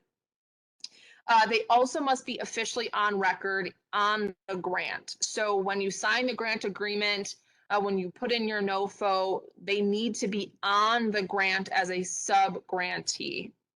There is a requirement for MOUs with the grantee. They can be a for-profit or a nonprofit. So for sub-grantees, they can be a for-profit or nonprofit entity. They must report program participation and outcomes, and they must maintain their program documentation for 3 to 5 years. So they also are going to provide services and outcomes that are reported and managed by that grantee. So if you have a sub-grantee, you are responsible for managing their performance, for managing their outcomes. So you become responsible for anything that that sub-grantee may do. Finally, our providers category, which is contractors or vendors, they do not require GATA pre-approval. They are not officially on record in the grant. So if you do not have one of these relationships when you sign your grant agreement, that is fine. They do not need to be noted on your grant, but they will need to be in any sort of budget documents that you submit. So keep that in mind. And they are listed on the notice of funding project plan.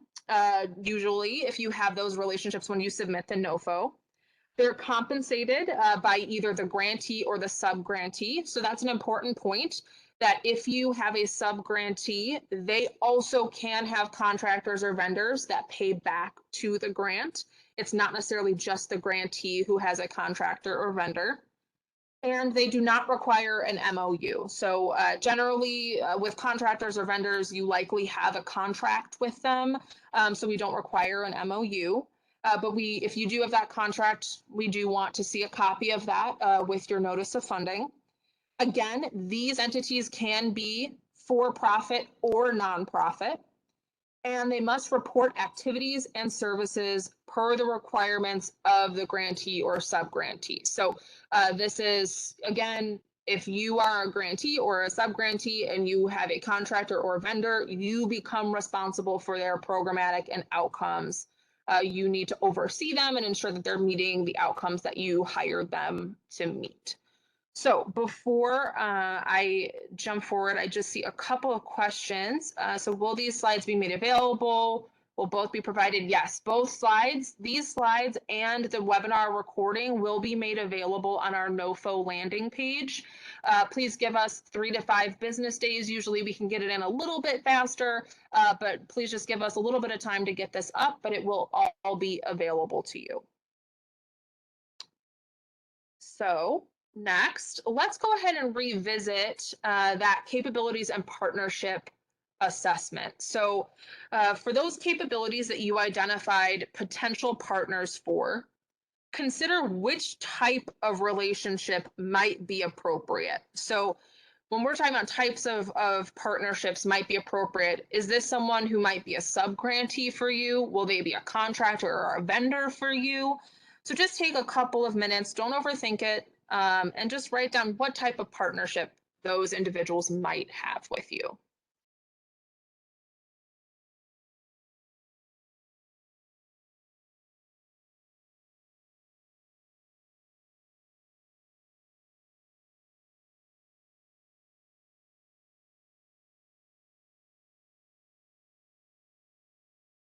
Great. So I'm just going to give you a couple more seconds just to write those down. You don't have to share them in the chat. These are just for you to kind of get you jump started on determining which partnerships might be valuable to you.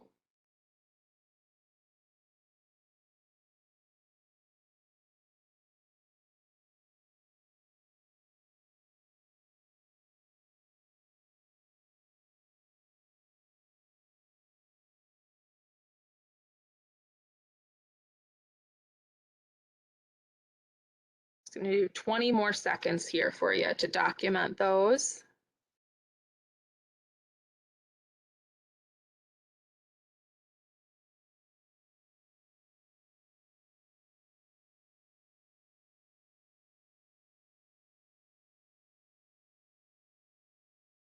Okay. So now that you have documented those, let's move on. We're going to next discuss the Memorandum of Understanding. So I know someone at the top of the call asked about MOUs, is something that you wanted to learn about. So we are going to kind of jump into that now.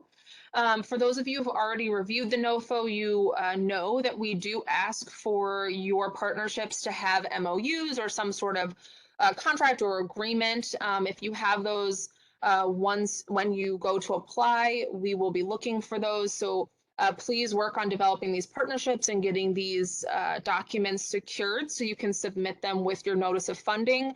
That will really make your application stronger. That is something that we ask our merit reviewers to look for. It's something that all of our successful applicants last year had, and they have continued to build those partnerships. So please make sure to include these if you have them. So a Memorandum of Understanding, or MOU, is a formal agreement between two or more entities. Although they may not be legally binding, they do communicate a degree of seriousness, mutual respect, and understanding regarding accountabilities. So MOUs, as I said, are a requirement of our Nofo, especially between grantees and subrecipients slash subgrantees. We also, if you have contractors, vendors, we'll be looking for those agreements as well. So an MOU typically includes, but might not be limited to, the purpose and scope of that relationship, the background, the project or curricula program name, responsibilities under the MOU per entity. So these are really important. If you have an MOU with an organization and they're stating that they're going to help you with outreach and recruitment, that's the service they're going to help you with. It's really important that that's outlined. So it's not enough to just say, oh, we're going to partner and we'll figure it out. You want to really ensure that each entity understands what their responsibilities are to the other. So just from personal experience, I will tell you, I have seen MOUs that do not outline those items, and it can end in a real mess, not only, just programmatically, but also for the participants, because you have one partner thinking they're doing one thing, the other partner thinks they're doing something else, and then one of the partners leaves, and the person who ends up kind of getting the short end of the stick is the participants, because they expected that service to be there and now it's gone. So it's really important to have those responsibilities outlined for each entity. Agree upon mutual understanding. So that's kind of a continuation of that. Reporting requirements. So who will be reporting what information in? If you have a subgrantee who you are going to give access to the data management system, that's something you can put in this MOU, that you expect they report data into the Illinois Works reporting system. Record retention, effective date, and signature. So what day did this MOU become active? Also, what day does this expire? So if you have an expiration date on your MOU, then please put that in there as well. We have seen MOUs that simply just say, at the time this program ends. That's also fine. But it's important to kind of have those effective dates. Both entities need to sign and date these, so we know that these were signed and dated before they became effective, and that they're official from both entities. So let's see. I know someone had asked about MOUs early in the call, but if you can just share with us in the chat, or if you want to unmute yourself, what additional context have you found to be valuable for an MOU? So if you have experience with an MOU, what have you found, tips or tricks that have been helpful that maybe others on the call could benefit from?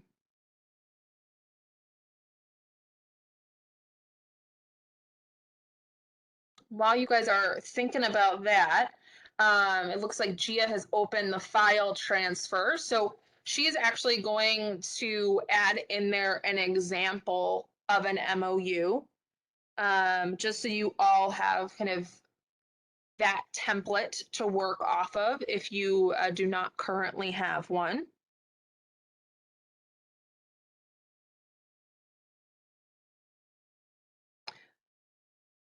So let me just ask, just in the chat, if you have utilized an MOU before, can you just let me know if you've used an MOU before in the chat?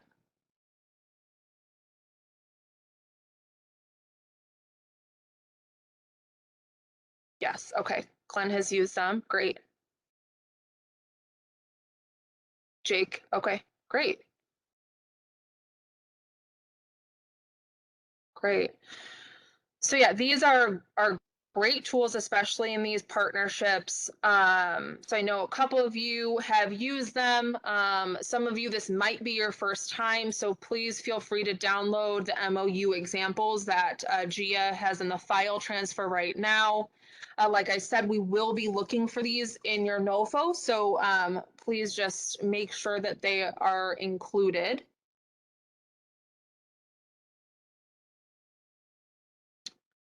Okay, I'm just going to give you a couple more seconds to just download those MOU examples.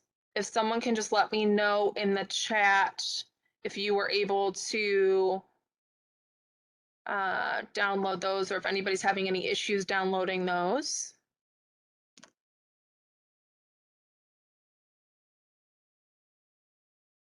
There are two MOU examples.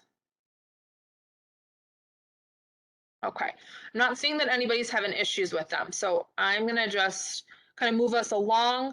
But certainly if you missed those for any reason, please let us know. We can get you a copy of those as well. So let's go ahead and move on. We're going to talk about Nofo applications and partners. So like we've been saying, it's important to identify your partners in your application in response to the Illinois Works Nofo. So that includes outlining their current and future role in the program. So if these are partners you already have, let us know how you're currently working with them, why you think that they are the partners that are going to be useful for this new program.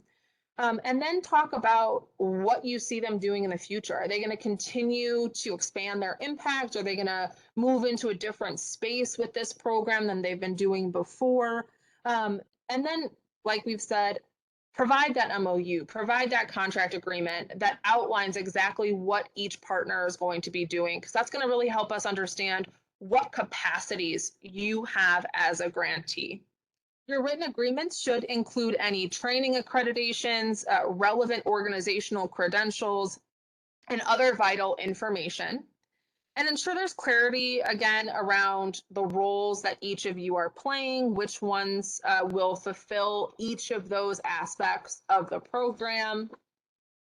And again, it's important to outline those because there is a real important accountability piece to these relationships, because we want to ensure that all of those program elements that Gia reviewed earlier are taken care of and provided for these participants, to ensure that we are knocking down those barriers to get them into the construction and building trades.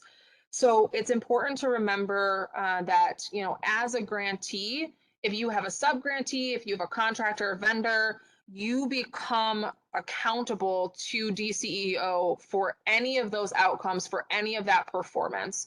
So really ensure the partnerships that you're creating are strong partnerships and within organizations that you trust, that you have, you know, clear understanding of what you're each supposed to do, because ultimately you as the grantee are going to be held accountable for any performance or outcome metrics or any things that happen with those sub-grantees, contractors, or vendors.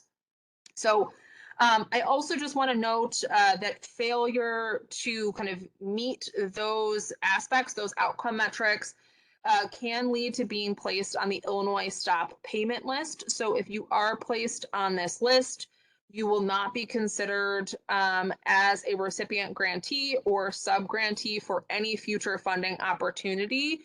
So if you are currently on the Stop Payment List, if you have a sub-grantee that you're looking to contract or to partner with, who's on the Illinois Stop Payment List, they will not be accepted as a sub-grantee or sub-recipient. They cannot be on the Illinois Stop Payment List. It means that they are out of compliance, so we cannot fund them. So also something to check with your partnerships, make sure whoever you're partnering with is not on any sort of suspended list or stop payment list.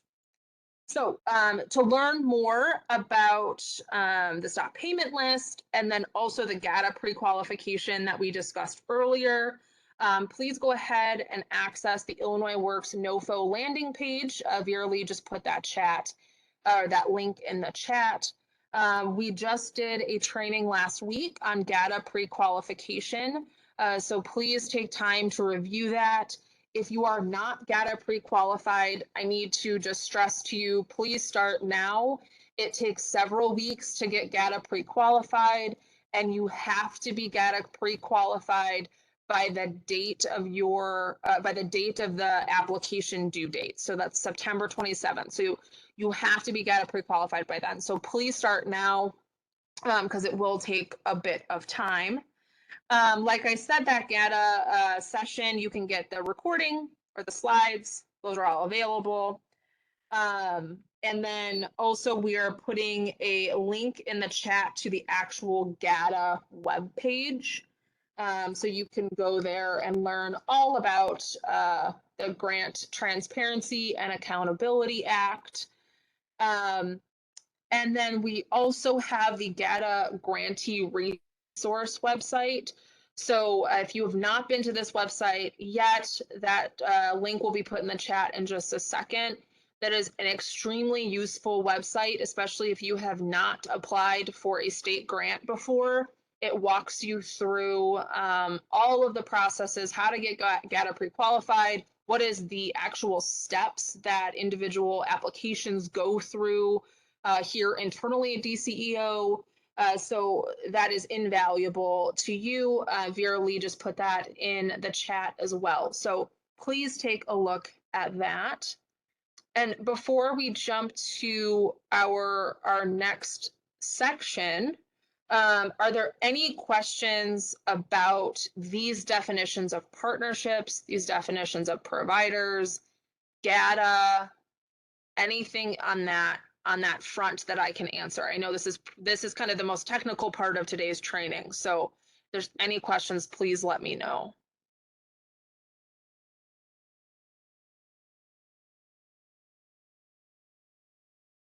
Okay.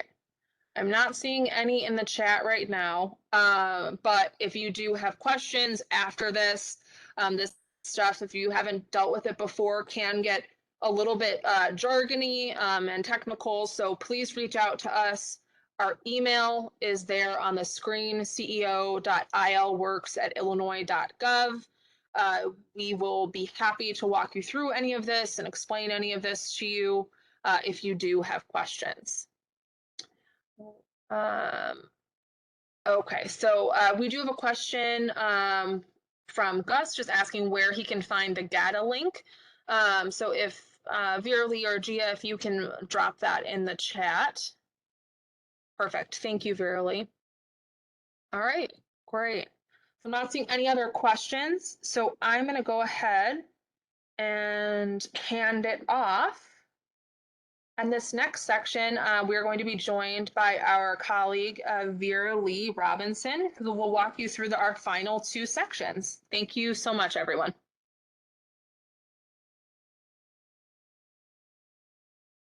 Thank you so much, Christine. So thank you, Gia.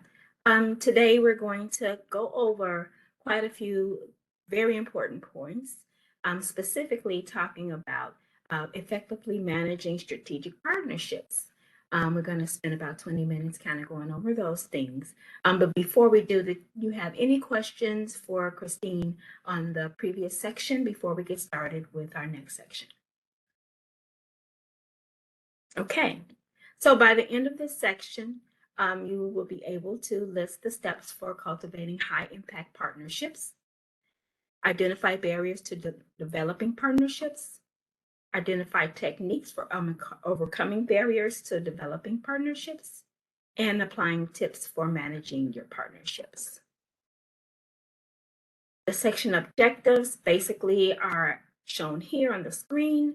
We're going to review the learning objectives specifically, as we just stated, and if there are any questions at the end of this section, you can always pose them. So let's kind of go back and review what partnerships are.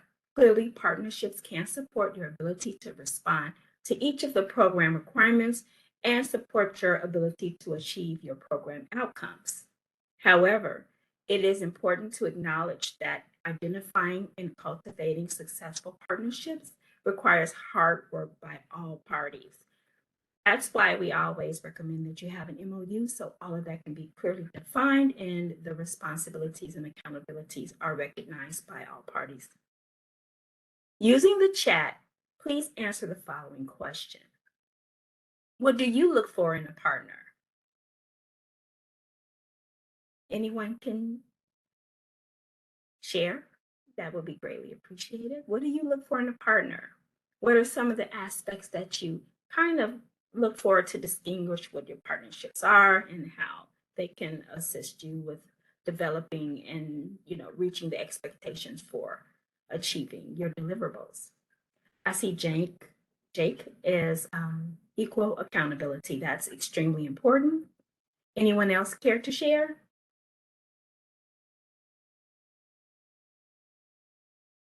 Yes. Myra, thank you. Common values, task work, that's extremely important. You want to know the capabilities, as Gia talked about earlier, the capabilities of your partnerships. You want to make sure that they are able to deliver and execute as required. Anyone else care to share? Glenn did say capabilities. Thank you. That was a deep section. So let's kind of move on, and thank you all for sharing your valuable input. When I ask, what do you look for in a partnership? One of the things that we want to make sure is that we always refer back to those things that are most required and those things that are most expected to help that accountability really resonate with all parties involved. Your partner should have a track record of high performance in the specific area of support you are looking to leverage for your program. Have a rapport with the organization and be able to cultivate a positive working relationship with your team. You want to be able to collaborate. You want to be able to have clear communication, all of those things. You also want to have an organization vision that complements your organization's mission and vision. You definitely don't want to have any misalignments. You want everything to kind of, work perfectly, open communication, some aspect of loyalty. Individuals can have a misalignment if they don't look for these things up front. I am a grantee coach, so I work with the current grantees almost on a daily basis, answering questions, responding to various conflicting disagreements with partners. Those are some of the things you have to get out in the open up front, so you won't have any misalignments with your partners. Definitely, Christine has given a checklist of things that you should look for in your partners versus your vendors, versus those contractors who will be delivering some of those expectations for your programs. You want to make sure that you have, kind of got rid of all the things that could possibly go wrong with your partnerships and do that up front. That way you won't have any misalignments, because those misalignments, once again, can cause conflict. So you want to be clear about the performance expectations of your partners. For example, Illinois Works requires real-time reporting in their data management system, which is the IWRS system. Relevant partners must agree to, do data entry, for example, and be able to do that in a timely manner. So you may have opportunities for your partners to be a part of that data entry requirement in the Illinois Works system. I have in coaching moments found there is a misalignment between, what's on ground in the day-to-day with the training and transitioning that information, like attendance, like, the assessments, things of those points of view in the system. So it has to be a clear line of communication between the partner between the vendor, between the individuals who will be in the system from your staff, to make sure all of that is aligned very well, and those expectations for the IWRS system are very clear. And that data management is a very key component of delivering what your partnership is all about, just providing input and data entry on what has occurred. You also want to make sure that your partnerships have the appropriate organization level of credentialing and staff credentials for the work they will be contracted to perform. This is particularly important for your relative training certifications. For example, NAB2 and NCCR both require instructor certifications. For example, if you do have an NCCR program, we'll look at that one. Your instructors should be certified through NCCR master trainers or through NCCR themselves to make sure that they have the proper credentials and training to deliver the training to your participants. I know earlier, I believe Nora asked a question, can part-time and full-time staff be a part of, the training and or partnership development? Yes, they can. However, you want to make sure that if they will be a part of delivering training, OSHA 10, CPR, NCCR, NAB2, that they have the proper credentials per those organizations to deliver that training. And that, again, can cause a misalignment if you do partner with someone to deliver those components in those training services and they don't have the proper credentials. You want to make sure up front and ahead of time that they are able to present you with the proper level of credentials required to impart the training and, more importantly, give the certifications for those individuals once they have completed those trainings. You also want to make sure that they have correct legal structures for partnerships. That's probably the most important thing. Christine did go over a list of data requirements for your organization. However, you want to make sure that your vendors or contractors or partners are certified, as well as aren't on any list that will bar them from delivering the services that you are asking them to, and that they have the legal structure to be a partner in that respect. The expectation should be outlined in the MOU and or outlined in the contract that is signed by both parties.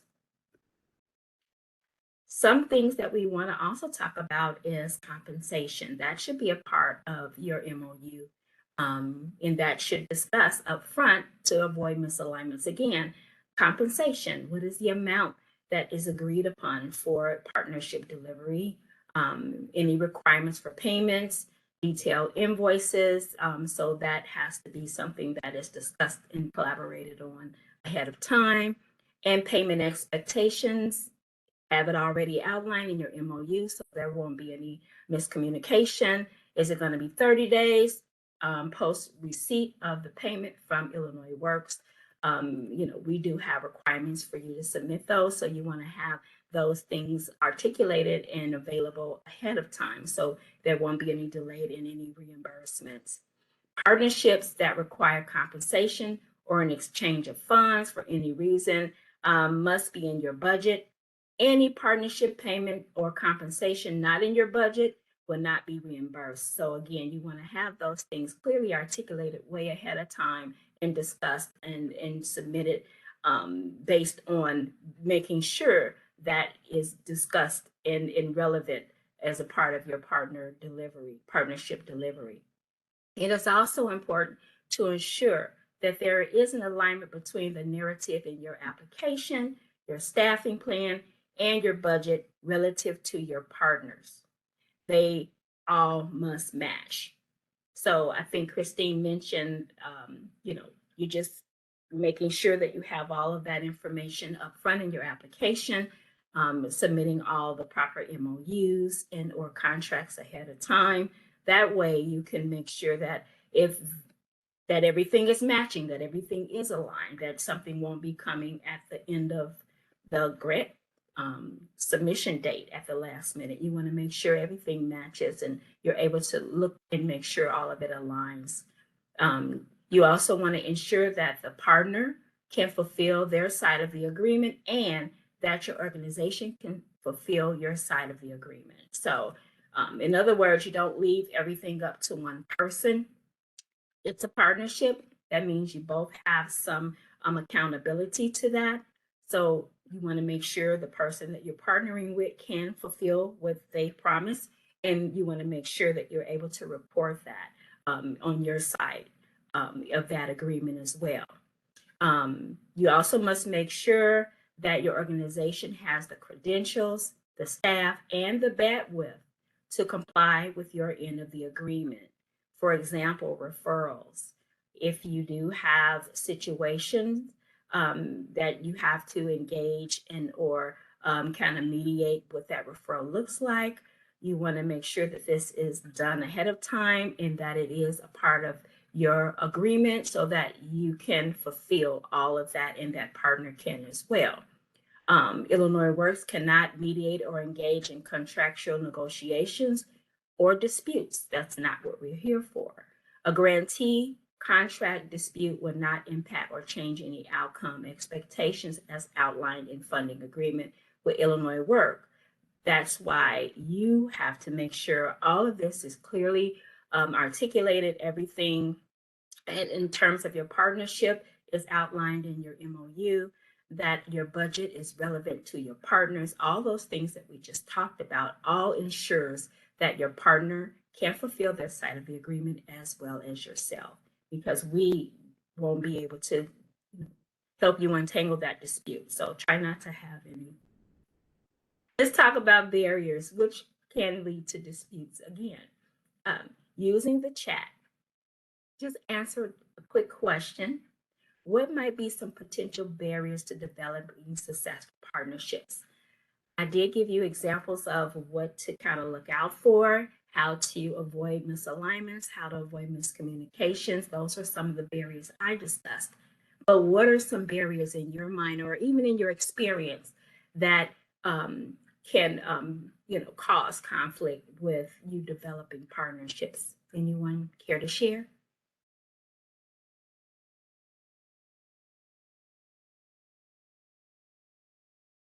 You could just drop your thoughts in the chat. Again, what might be some potential barriers to developing successful partnerships?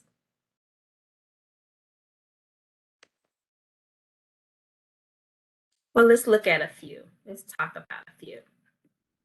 Based on some experiences and conversations, and also just based on what barriers could possibly be, these are just a few and not a comprehensive list.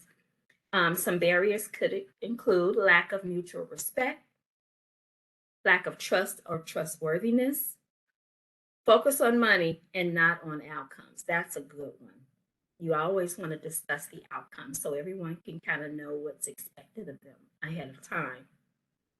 Deceptive practices regarding joint goals, poor listening skills, unwillingness to acknowledge or confront issues or challenges, lack of subject matter expertise in the area that are supposed to be their capabilities or areas that they say that they are knowledgeable of, competition instead of cooperation, hoarding of information. In other words, they're kind of hoarding all the information that is needed for you, for example, to be placed in the Illinois Works system. You want to make sure that there is a clear line of communication so the information can be shared.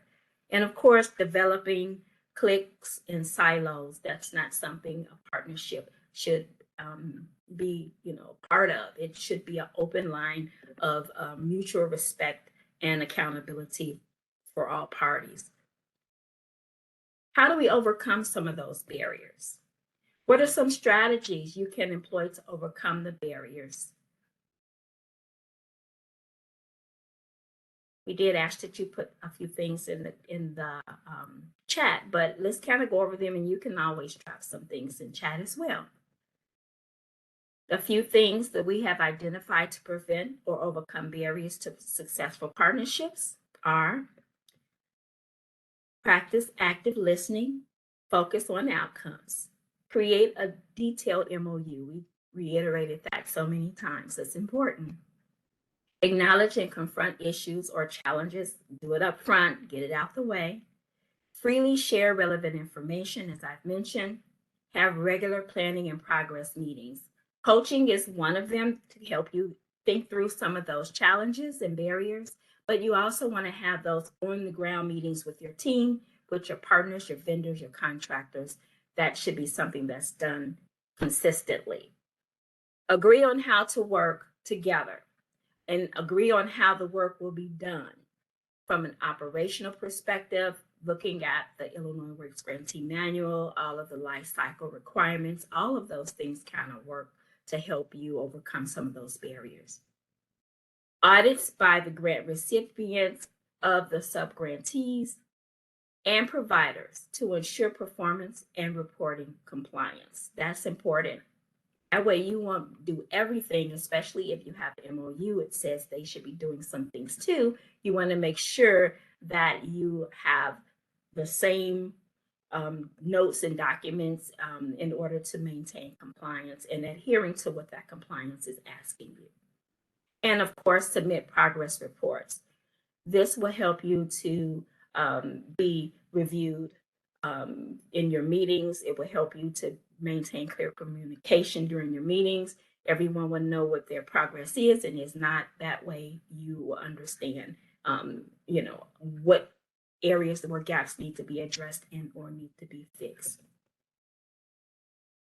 Let's talk about cross-sectional partnerships. There are specific actions and steps you can take to overcome, if not preempt, some of the barriers that we talked about. Some ways that we can look at for best practices for keeping your Illinois Works partnerships on track are as follows.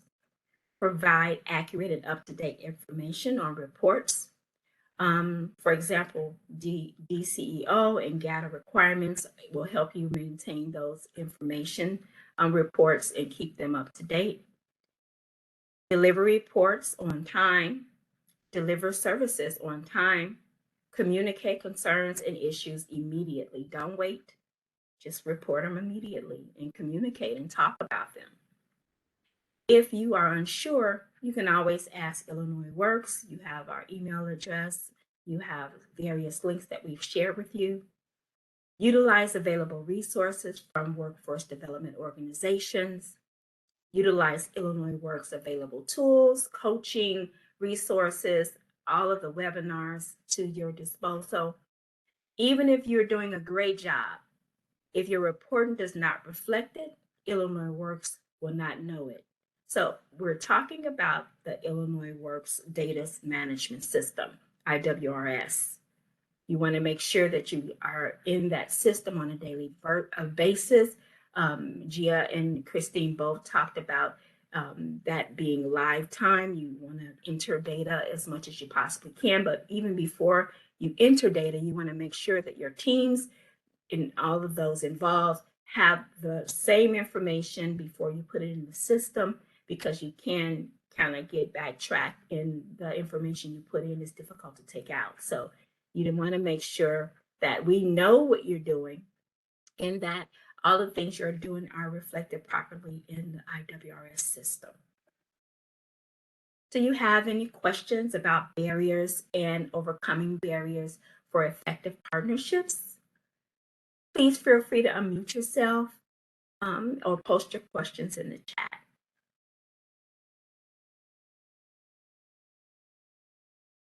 All the things we talked about, partnerships and barriers and how to overcome them. We've also given you some very relevant positive pieces of information on how those things can be effective and how things can be aligned and collaborations can move forward in a positive way. Feel free to utilize them.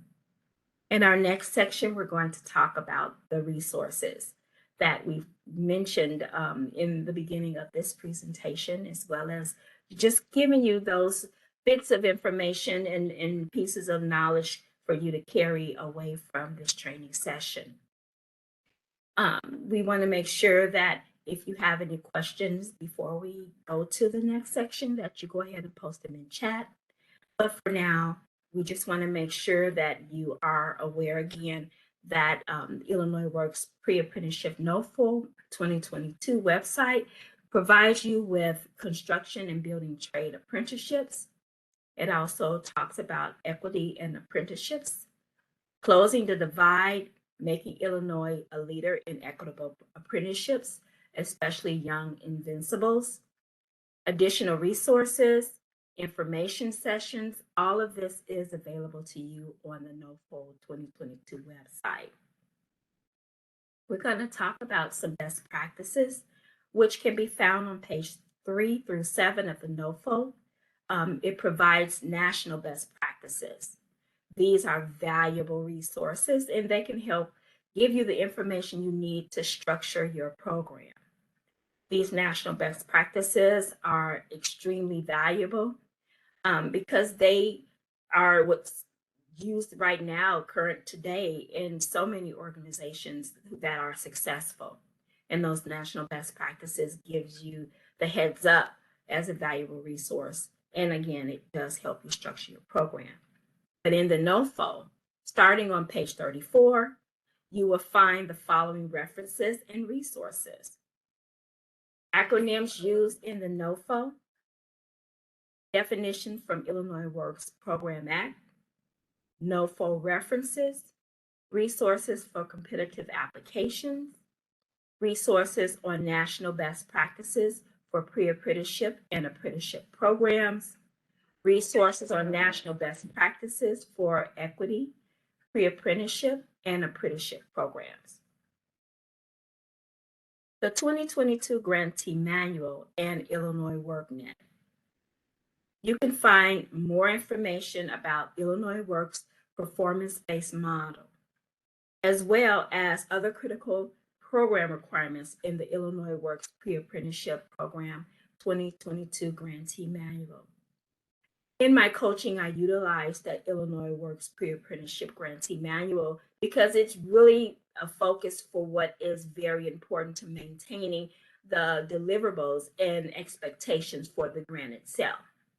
It walks you through the life cycles. It gives you information on everything from A to Z that you need to use and apply to be a successful grantee. I believe Gia is already placed the grantee manual link in the chat.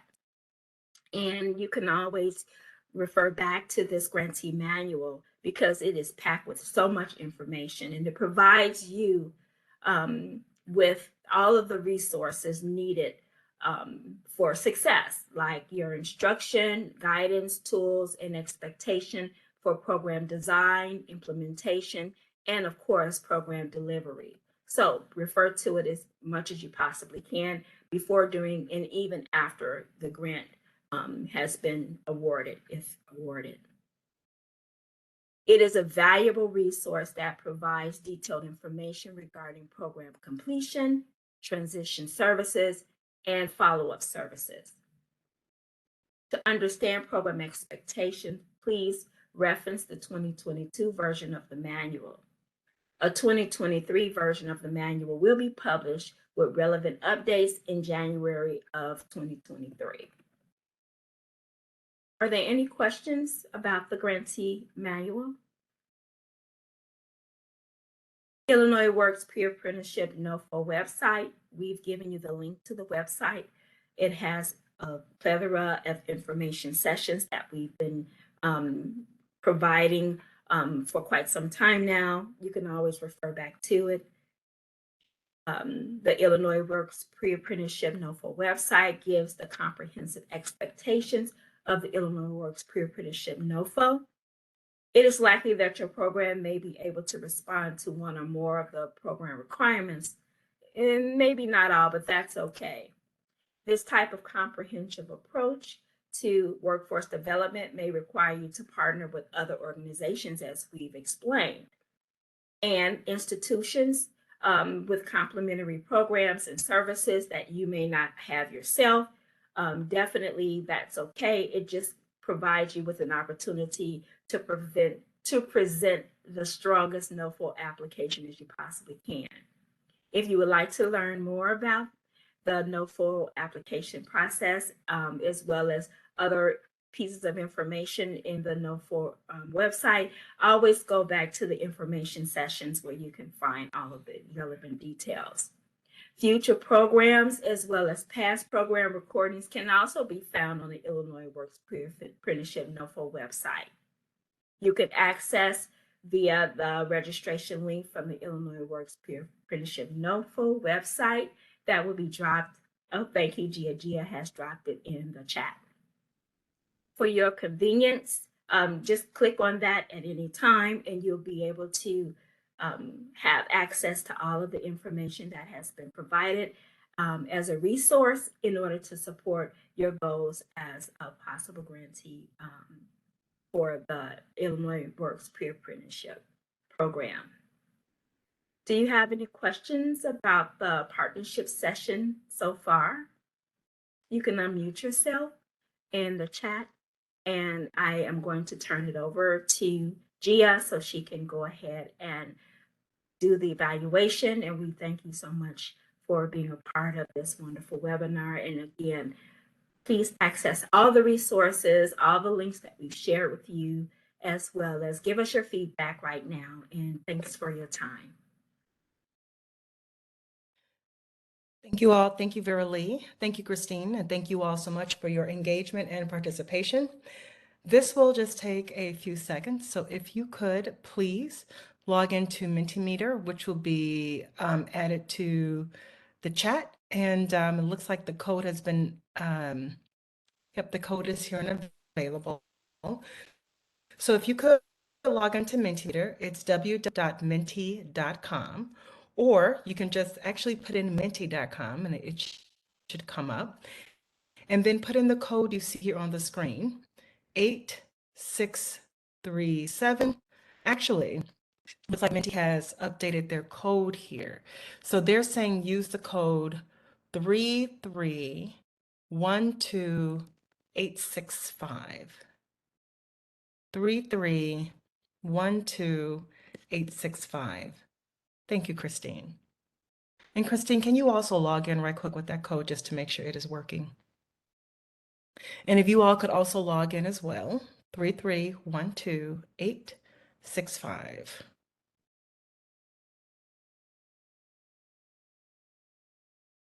And just answer a couple of questions for us.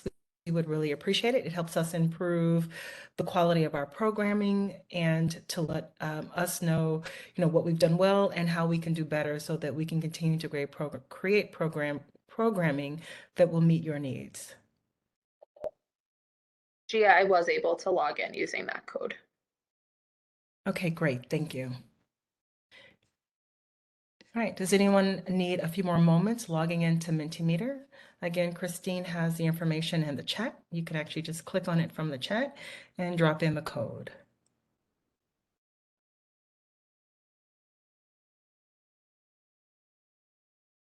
Okay, the first question is, to what extent did this meet your expectations, with 1 being the lowest and 10 being the highest? If you could go ahead and just rate your response to that question.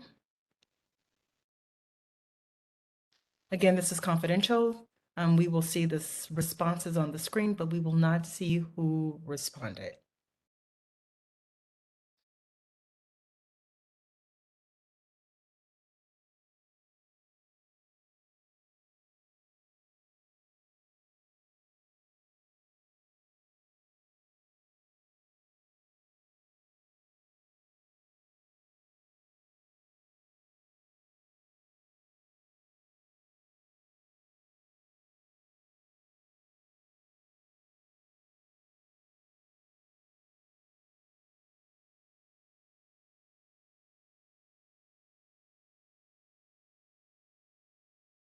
Again, log into Menti, MENTI.com, and there will be a place for you to add your code. And the code is 3312865.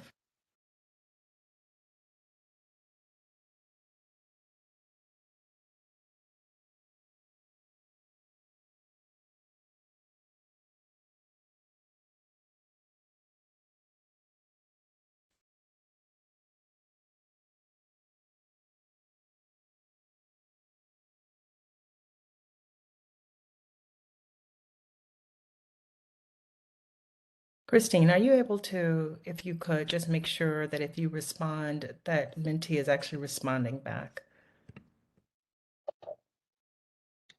Yes, I just submitted a response, so it should be coming through. Okay, let's see here. There we go. All right. Thank you all so much. It looks like mentee was taking its own time. Anyone else would like to respond? So thank you. To what extent did it meet your expectations? How likely are you to attend a similar event in the future? And how likely are you to recommend this training to others? The next one is, this course was relevant to what I wanted to learn about the subject matter. 1, being strongly disagree, and 5, being strongly agree.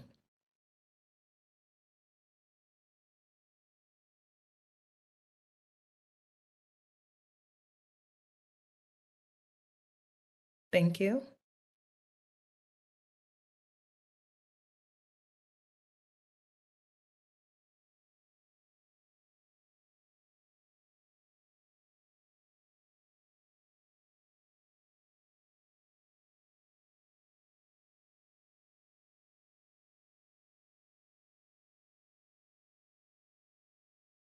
Others like to respond, please?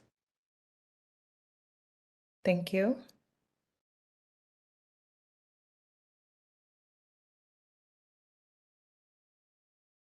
That's menti.com.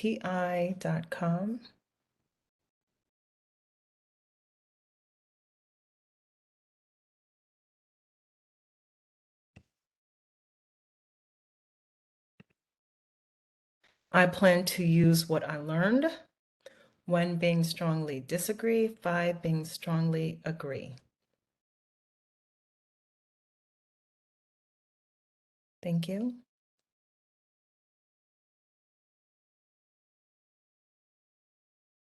Thank you.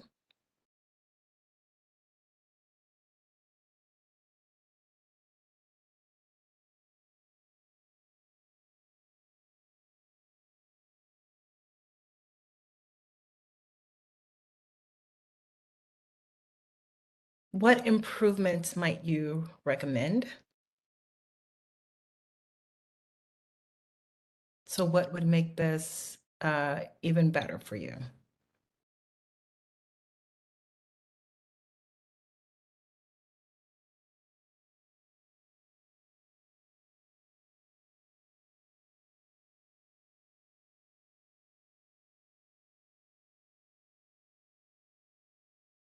Great, thank you.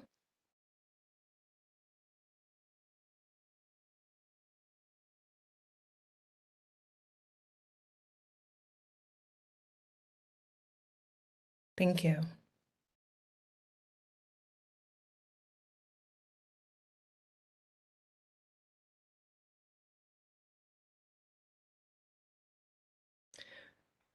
So this question is, what did you find effective? So if we make changes to the program, what components of this program should we absolutely keep? If we make changes, what components should we keep?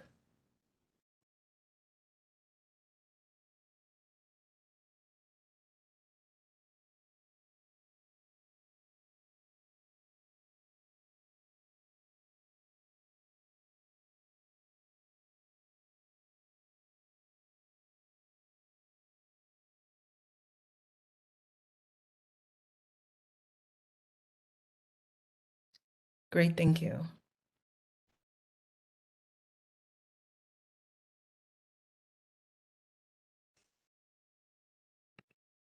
And this is our last question. Is there anything else we should know about this course to improve the quality of it?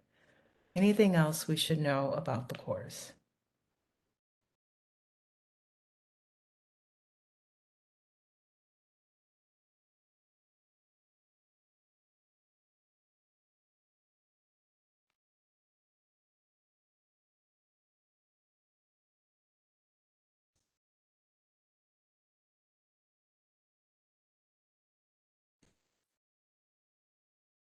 Thank you. So thank you everyone for your participation and engagement. Again, all of the Nofo programs, Intro to Illinois Works, GATA, the Bidders Conference, and Developing Partnerships will be available at our Nofo website. If you scroll down to information sessions, the recordings and the presentations will be available to you. Thank you so much for participating, and we look forward to seeing your Nofo application. All right, everyone, have a wonderful afternoon. Bye.